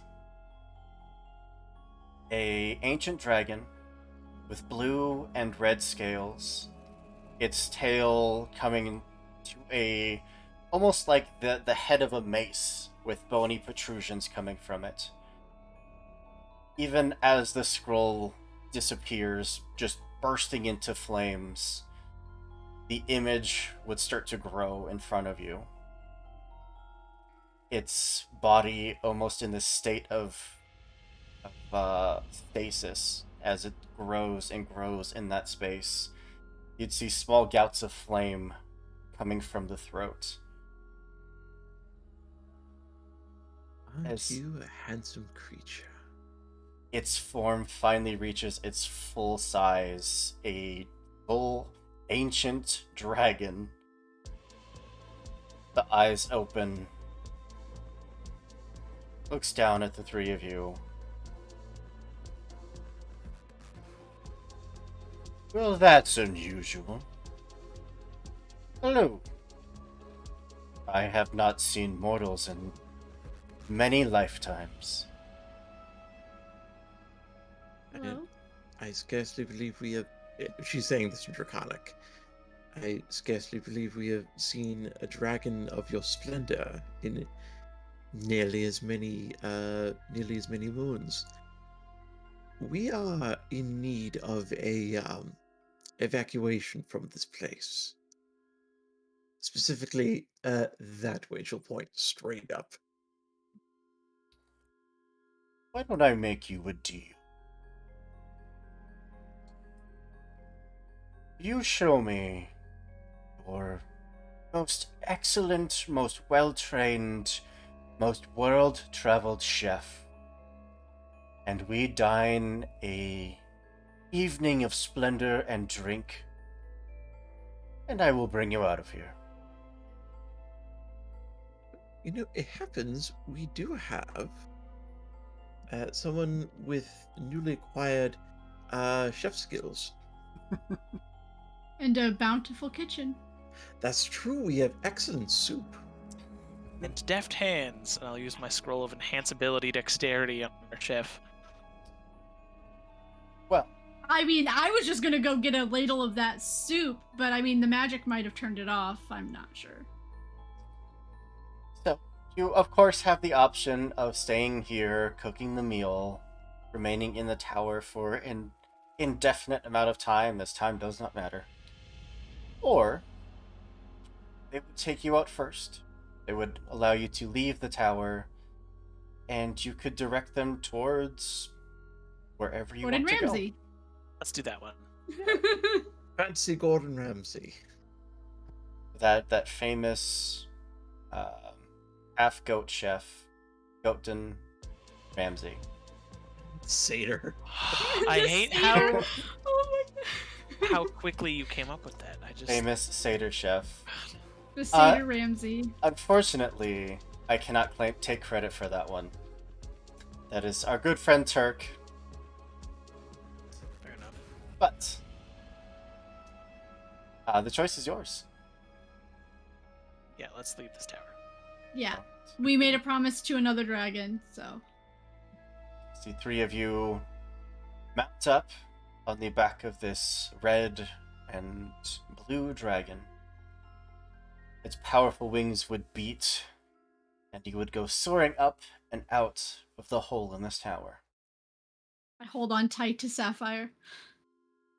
While my tentacles hold on to the dragon.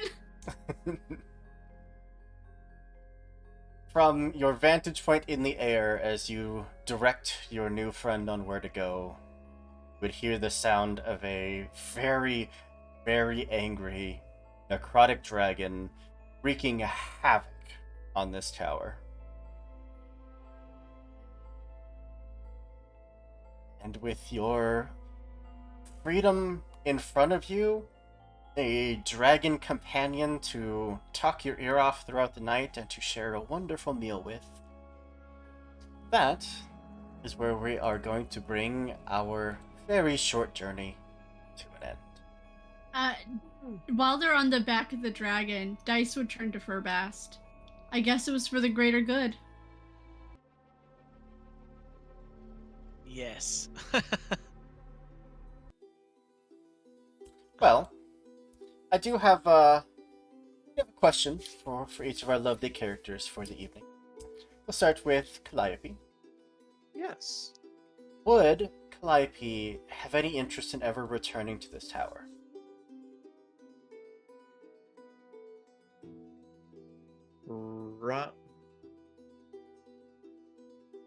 Probably not. I can't, because I mean she is a bard, so you can argue she's maybe an arcane caster, but she identifies more with the divine. And yeah, the idea of powering a tower with the essence of an enslaved creature, especially a dragon, that just does not sit right with her. The only thing she might do is like bring priests around to purify the area. Same question for Dice.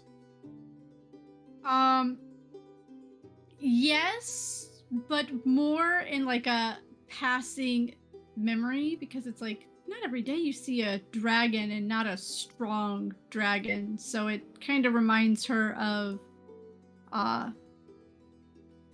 the strength that was inside, and she kind of also wants to keep an eye and see if there's any more shady shit going on, so she can bust in there and just beat them up again. And also to bring Sapphire kind of back to his home every once in a while. Because who knows how long he was in there. Yeah. Her best. Yes, just to, make sure that this dragon hasn't taken roost in the ruins or something. I don't know. Keep an eye out, I'm suspicious. as the three of you eventually return to the spot of the tower, there would be very little left. Just very small amounts of rubble, as well as one table, one wooden desk left. Well, completely excavated, top completely clear, with 3 chairs set up next to it, and just a simple note with each of your names on it.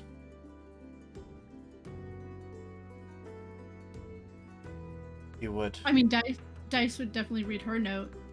Oh, it's And one she note. would take. Oh. She would. Also has all our names on it, but it's one Yeah. note. Gotcha.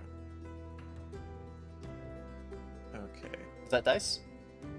Yeah, Dice would read the note, and she would definitely take a seat at the table, and place Sapphire, on the table. The last remnants of the last place he knew before coming back out. Interior of the note is very simple, very short message. It is just a glowing arcane handprint, and just the words, "We know."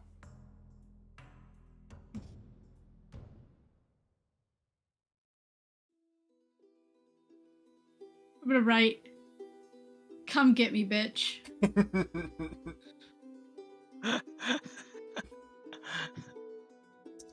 Well, with war officially declared on Oh, the shit. Calliope is actually going to add something to that as well. She did say me, not us. No, Calliope was kind of equally offended by this whole thing, so she will write below where Dice did. Move against us, and not even the worm will seek to claim your corpse. Only the rain will mourn you.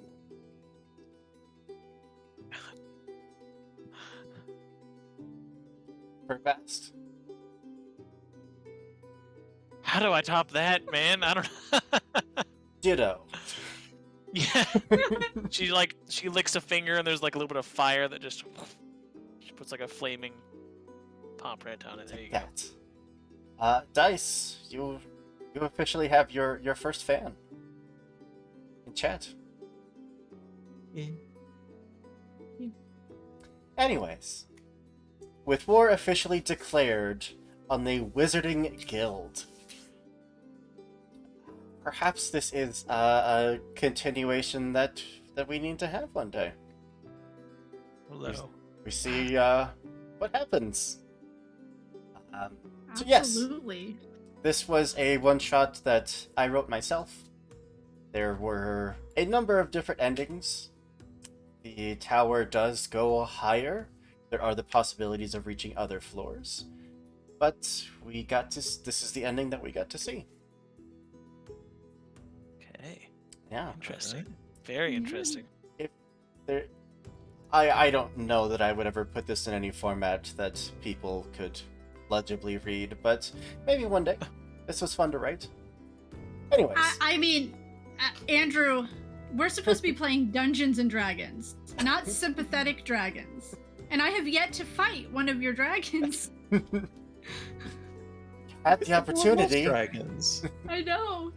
But I do want to give you guys the chance to, once again, tell everyone who you are, and if you're working on any projects that people should check out, to point them in the right direction. We'll start opposite, this time going below me, starting with Steve. Hey, I'm Steve, or Steve. You can usually find me helping out with streams like this. Often Weave the Tale, Penny for a Tale. I'm also on Twitter under Steve Schwa 91. I am working on entirely too many projects, but the one I am focused on at the moment is something called Gorman's Guide to Gorava. It is a D&D Pathfinder supplement book meant to add in a bit of culinary flavor, not only from the fantasy realms, but from historical medieval Europe. Because, quite frankly, I am growing sick and tired of every tavern only having stew, bread, cheese, and ale. Agreed. As you do. It's cool. It's very cool. Yeah. So we'll move over to Dido. Hi, I am Heather or Dido. You can find me on Twitter at Dido11. And the last game that I did play with Andrew was a Crucible game, and we did kill the bad guy. And I broke down quite a few times. It was traumatizing, and I loved it. But some future things, you can catch me on the next Thursday and Saturday. I will be on Party Wipe Games doing more 5e. And tomorrow is Wednesday? Yes, Wednesday night I will be doing Rime of the Frost Maiden. Ooh. I'll be playing an old tabaxi cat who rode a dragon. Wait a minute. Well, she fell onto a dragon. Slightly different. And yeah, and she's holding on. And I do a lot of things on Weave the Tale, and I do things here with Andrew on Lost Caravan. Heck yeah. And tonight was amazing. So He's much always fun. great. So much fun. I loved playing a bard that wasn't a bard. The joke was we all played. I was a cleric who wasn't really a cleric. And I just love how like it worked out with all of It us. did. I wish Ty could have been here, but Yeah. next time Next time. in our hearts. It was still absolutely amazing. You guys had wonderful chemistry. And last but not least, Aaron. Hello, I'm mostly a pretty private nerd. I occasionally stream on Illiterate Asmodeus, but I'm also here tomorrow for the second edition Pathfinder Thing-a-Ding with Andrew again. Woo! Heck yeah. Yeah, like I said at the start of the stream, next week is the last of our schedule for the month. We have, or sorry, this coming week. Thank you for the follow. I can get this. Uralam. You're a lamb. Nailed it. You are a lamb. Nailed You're it. a lamb. Yeah, you tell him. You're a lamb. Yeah, so we have some Pathfinder tomorrow, we have some Slayers on Thursday, and then we have our regularly scheduled programming. Our schedule for next month is going to come out very soon, hopefully tomorrow. So if you like what we do and you want to be a part of it, if you want to be on stream, we absolutely love having new people. If you don't know the systems, we're more than happy to teach you. We play so many different games. We usually have something for everyone. But if that sounds like something you'd be interested in, the link to our Discord is down below. That's where we post all of the casting calls, all the information for the games, and it's where we just generally hang out and be nerds. Where you get to chat with all these wonderful people, and we're starting up some game nights where we just get to hang out and play games together, like Jackbox or other co-op games. So yeah, something to look forward to. Anyways, with all of that out of the way, there is the Games Tavern that's currently live, so I think I'll throw a raid over to them. But I do want to wish all of you I want to give all of you all my gratitude. Thank you so much for being here. Thank you to the raids that we got from Weave the Tale and from TPK Roleplay. You know we love you guys. You were amazing. We so appreciate the support. And of course, my lovely cast. Thank you so much for being here. Well, we're awesome. Thank you for DMing. Yeah. Yeah, that was It's- rad, Andrew. It's always interesting seeing one-shots that you wrote go up, be run. It's different when I run them because I already know what to expect. I know where the flow should go. But someday I think I will write them and let other people run them someday. Maybe. Anyways, that's all I got.